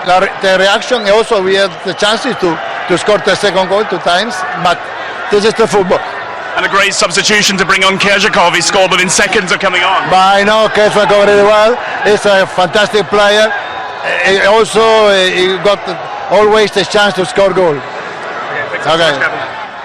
Fabio Capello. Kerzhakov came on in the 71st minute, scored in the 74th, and it was his first touch. Who wants to take a look at the Kerzhakov goal? Don't all fight at once. Well, he did what he does best. I mean, he's been around a long time, and sometimes you need a poacher. They were putting the pressure on more and more after they went a goal down, and they're just persistent. They keep it in there. It's not a bad save, and when you need a bit of luck, which they get there from the chest, and he's just onside, but it's a poacher's goal. It was actually a decent move. Yeah. And a few times, even in the first half, they were getting into these wee pockets on the right-hand side of the box, but they didn't make the most of the opportunities. On this occasion, they did. It's a decent strike. Keeper gets down. He's unfortunate where the ball lands. He is on. There is a bit of luck. There's no question. There's a huge amount of luck actually involved, but they've earned their luck. And you got to give Capello credit for making the substitution as well. They were far more positive when Kerzhakov came on the pitch. And the change of formation, of course. When Exactly. you've got 2 strikers, at least it gives you something to hit. Sometimes when you're not playing well, it's easier to miss out the midfield. But their energy went up. It was really strange, the reaction. I mean, you're in a World Cup first group game. They should have been like that from the beginning. Well, I mean, if you look at that shot there, there's 4 Russian players in the box. In the first half, there was only 1, and Kerzhakov was just on hand to score. And he's now got 26 goals, so he's level with Vladimir Bestasnic as the all-time leading scorer in international football for Russia. They probably had the best chance as well in that second half, did Russia, whilst it was still 0-0, which was the header from Berezicki. Yeah, I mean, we look at this. It's a fantastic run from Berezicki, but I'm looking at key in that near post, and that's the area of the pitch. You're sparing the near post. You've got to go and attack the ball. And if you look at he doesn't want to head that ball. You know, his neck's gone in a little bit. He's diving for cover, and Berezicki's made a great run. And again, you made a good point last night. Remember, we were talking about zonal marking, and you need to get a block on the big guy coming in. It was the Hummel school yesterday. Yeah. Nobody got a block on the centre half coming there, and he was able to get a run and jump on Key. Even though you're right, Key should do better in that position. He's in that near post gap to go and attack the ball, and he didn't want to do that. And absolutely right. You know, it was disappointing. Let's go back to the early game in this group. We saw 2 substitutes scoring in this group, and the substitutes that Belgium made had a huge effect when we were watching Belgium against Algeria earlier. Mertens getting the second goal, and Marouane Fellaini Phil Neville getting the first. Yeah, I think it was a fantastic header. I mean, I've played with Maron. This is what he's good at, glancing header. Looking at Belgium in the first half, they were playing too slow, too short. In the second half, when they brought Origi, Mertens and Fellaini on, they went direct and they played with speed. And this is what we know from Belgium. They're a team that can go far in the competition if they play like they did in the second half. Do you think, Phil, that Fellaini's best when he's used more high up the pitch? Because when he came on, what was evident is they had an out ball, because they couldn't get through with their intricate passes, so they went a bit longer earlier and they just couldn't handle him. It is very difficult to handle when he's in the attacking third. I think he's best when he's charging forward using that big frame of his, particularly when balls are going in the box. He cries out for crosses all the time. Second goal was a belter, wasn't it? Everything about it was good, from the ball out of the back from Vertonghen to the movement as well. Yeah, split, and then as soon as Hazard gets turning, you know, they've got runners, they've got Origi, they've got Mertens on the right. Great way to pass from Hazard, touch, bang, top corner. It's a brilliant goal, brilliant counter-attacking goal, and they're the kind of goals that are a feature now of the modern game, I think. And I've got to say about Algeria are not a bad side. We've seen two sides just then. I think Algeria are better than the two sides we've just seen. So if you had to tip, you think Algeria could finish second? Yeah, ahead of I looked Russia at the quality of the first game, and it was better than the quality that we've just seen now. The middle game today, which was obviously involving the host nation Brazil, they took on Mexico. Brazil could have won it, but they came up against an inspired Mexican goalkeeper in Ochoa this afternoon, Danny Murphy. Well, I mean, That's a fantastic save. That is a fantastic save, and that was the best one of the day from him. In saying that, he was brilliant, but the rest of the Mexico team wasn't bad. They weren't under pressure constantly. They contributed hugely in the game. It's another chance from Neymar. Neymar was Brazil's best player, by the way. I think what I liked about the game this afternoon was Mexico went toe-to-toe with Brazil today. Their energy was unbelievable. You know, they kept running, they kept taking people on. Dani Alves at right back was given a torrid time by the left winger at times, and they did go toe-to-toe, and I thought it was a real brave performance. We had quite an interesting discussion when we were watching that about whether Thiago Silva should have done something else with that header. But you were pointing out that if you're jumping like that, your first thought is to get your head on it. Well, I said that because I'm not very good in the air, and I've missed headers just like that myself, and I tend to close my eyes and just hope to God it hits the net. But he is a big lad and he's centre half, and he'll be disappointed tonight. He should have scored. Well, I think Thiago Silva was actually lucky to be on the field. His tackle on Hernandez was from behind. I know he went in to win the ball. We see it here. He goes in to win the ball. It's actually the knee. I thought it was a leg breaker. And it was, to be fair, it was that knee coming in from behind that we're trying to outlaw that type of tackle. Look, he goes for the ball. It's that right knee that crashes into the back of Hernandez's Hernandez's leg. Off the ground as well. I mean, he's almost scissored him from behind. It's a straight red card for me. I think Hernandez reacted well. He shook Silva's hand straight away. Silva went to the referee and shook his hand. Saved him. Absolutely. That's the table with Brazil and Mexico on 4 points. Cameroon and Croatia play tomorrow. Neither of them have a point yet. Whoever loses tomorrow will be at.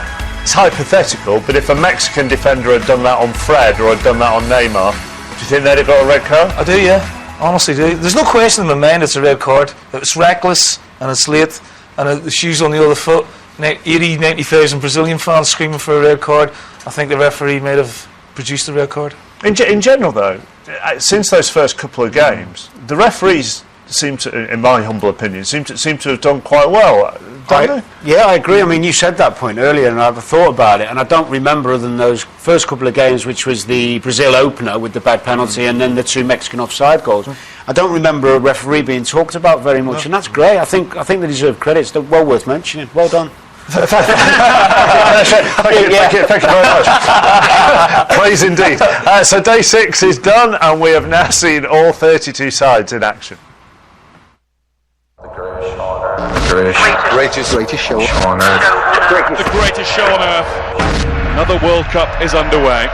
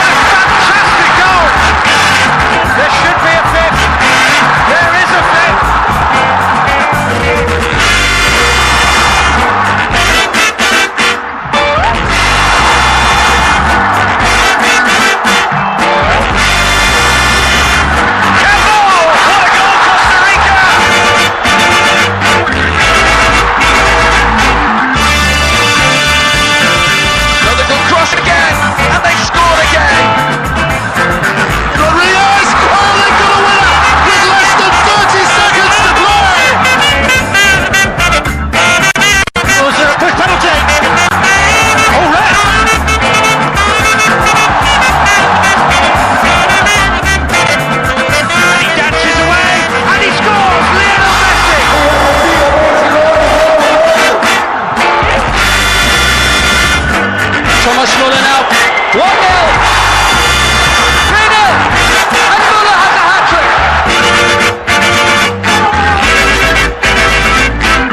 John Through for the USA. 2-1 for Belgium. Lee Kyung-ho. Goal. Keep fab.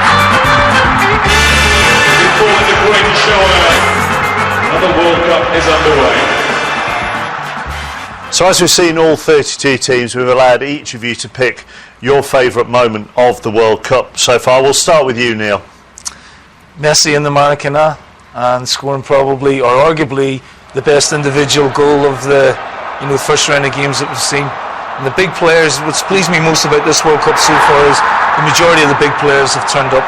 And he didn't have his best first half, but he really lit the Maracana up with that second goal. I reckon all 75,000 people who were in there, even the Bosnians, will be happy to say they saw Messi score in the Maracana. I think there's a subconscious affection for him, that maybe isn't there for Ronaldo because he's just a pure footballer in the purest of terms, whereas there's a theory that Ronaldo's a little bit more manufactured, whereas Messi's very unassuming and humility. And manufactured in the sense that he's had to work at it and work at it and work at it. Which is nothing wrong with that. In fact, it's even better. Marvellous tribute to Ronaldo, and I think he's brilliant, and I think we're blessed to have these two great players of this generation. But I just think there's something more pure in the way Messi plays the game. Phil? Mine was the Robin van Persie goal. I think nobody talks about the pass from Blint, and then to have the awareness and the vision. It was a great ball, and to see Casillas off his line, and actually the shape of his back there, you can see it straight away, just to lift it over, that was guided. What a biased choice that is. That's world class, and he goes and celebrates this season, with his dad. Well coached. Danny? Well, for me, it was fresh in the memory of last night watching Brooks, I think the substitute for America, came on and scored the winner, and when he scored, the disbelief in his face, oh my God, I think he mouthed, I can't believe it, whatever.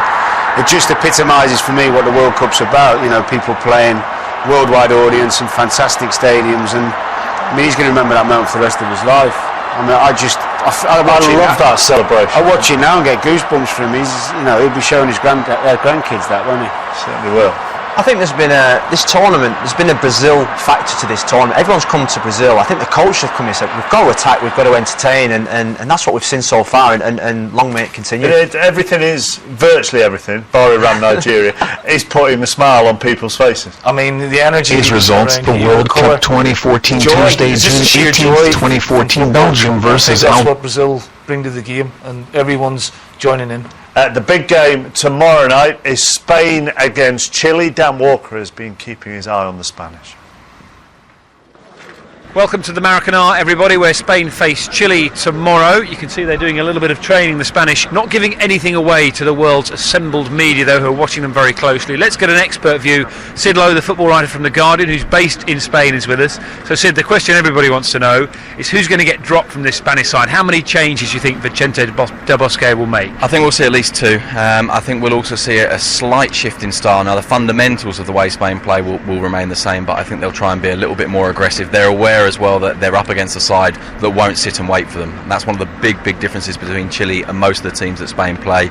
I think we'll see a change at the top of the pitch. I imagine that David Silva will be replaced by Pedro. I think we may see a change at centre forward. There's a possibility of a change in the middle of midfield, with perhaps Xavi making way for Koke as well. Del Bosque says he knows, but he's not going to tell us, and he's not going to tell the players, because he thinks that if he tells the players, some of them might relax too much. Okay, and Casillas, you think will keep his place? Yeah. There's always loads of questions about the style of play for Spain as well. So here's the tactical question for you. Today's results. Does tiki-taka need a tinker, or is tiki-taka toast? It's not toast, but it could perhaps do with a different jam on the top. I think that's the thing, that we're looking at a style where the fundamental philosophy will remain the same, but I think there are times when they will be a little bit more expansive, and I think this is one of those times. They'll try and be a bit more aggressive. They've got to win. Drawing's not good enough for them, although Del Bosque said today, and Fernando Torres said it as well, if we win in the first minute or the 90th minute, it makes no difference. So the basic style will be the same, but with some kind of slight changes in it. I sometimes think we make the mistake of assuming that Spain don't have a plan B. It's not really about the plan B, it's about making sure the plan A works correctly. Brilliant. Sid, thank you very much for your insight as ever, and don't forget everybody, Spain against Chile, it's a whopper, and it's live on the BBC tomorrow. Yeah, I like Sid Lowe's insight, but you were shaking your head through that. Well, there's this big inquest because Spain got beat 5-1, right? Well, they got thumped. Yeah, they got thumped, but I only saw the first, I was getting on a flight, so the first 35 minutes, and they dominated Holland, played really well, and if Silva goes through at 1-0 and makes it 2, the game's over, and nobody's saying a word, they're still one of the favourites. Because Casillas has a nightmare, and Robin has a couple of moments of brilliance, people are saying now Spain are finished. They'll finish second in the group, and I tip them to beat Brazil in the second round as well. Whoa! Okay. Is there a danger when you get thrashed that you can make too many changes, that you can panic? Yeah, but Del Bosque knows what he's doing. Yeah. He'll know what his team will be for tomorrow. And I think Chile are suitable opponents for them tomorrow. They play kamikaze football sometimes. I think Spain will win tomorrow. They're still the world champions. They're still the European champions. They'll be hurt, but they'll come good. Do you think, Phil, very quickly Spain will win and they'll still qualify? No, I'm tipping Chile. I think they were my tip for the underdogs of the tournament. I think they've got quick players up front, and I just worry for Spain at the moment that they're in that period where the old guard are on the way out. Okay. Disagreement. Thank you very much. Contrast of opinion. Exactly. Thank you very much to all three of you. Tomorrow then we will be back in the Maracanã. Last time we were there it was Messi. Tomorrow Spain will be fighting for their World Cup lives. Thanks very much for watching. Good night. The World Cup 2014 in Brazil. This is SJ Radio.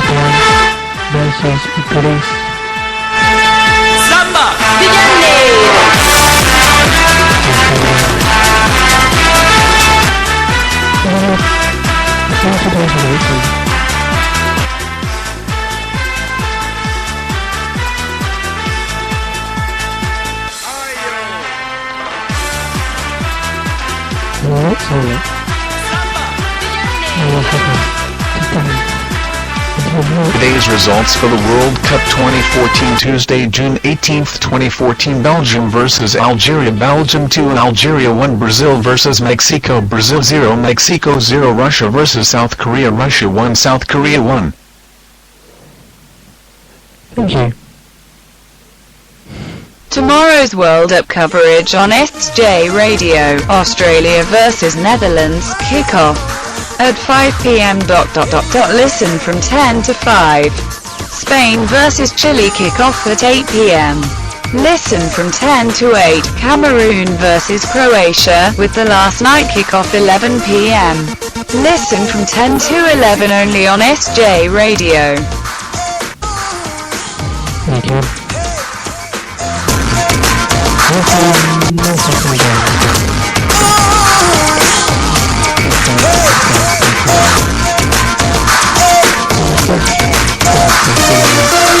The official 2014 World Cup coverage on SJ Radio.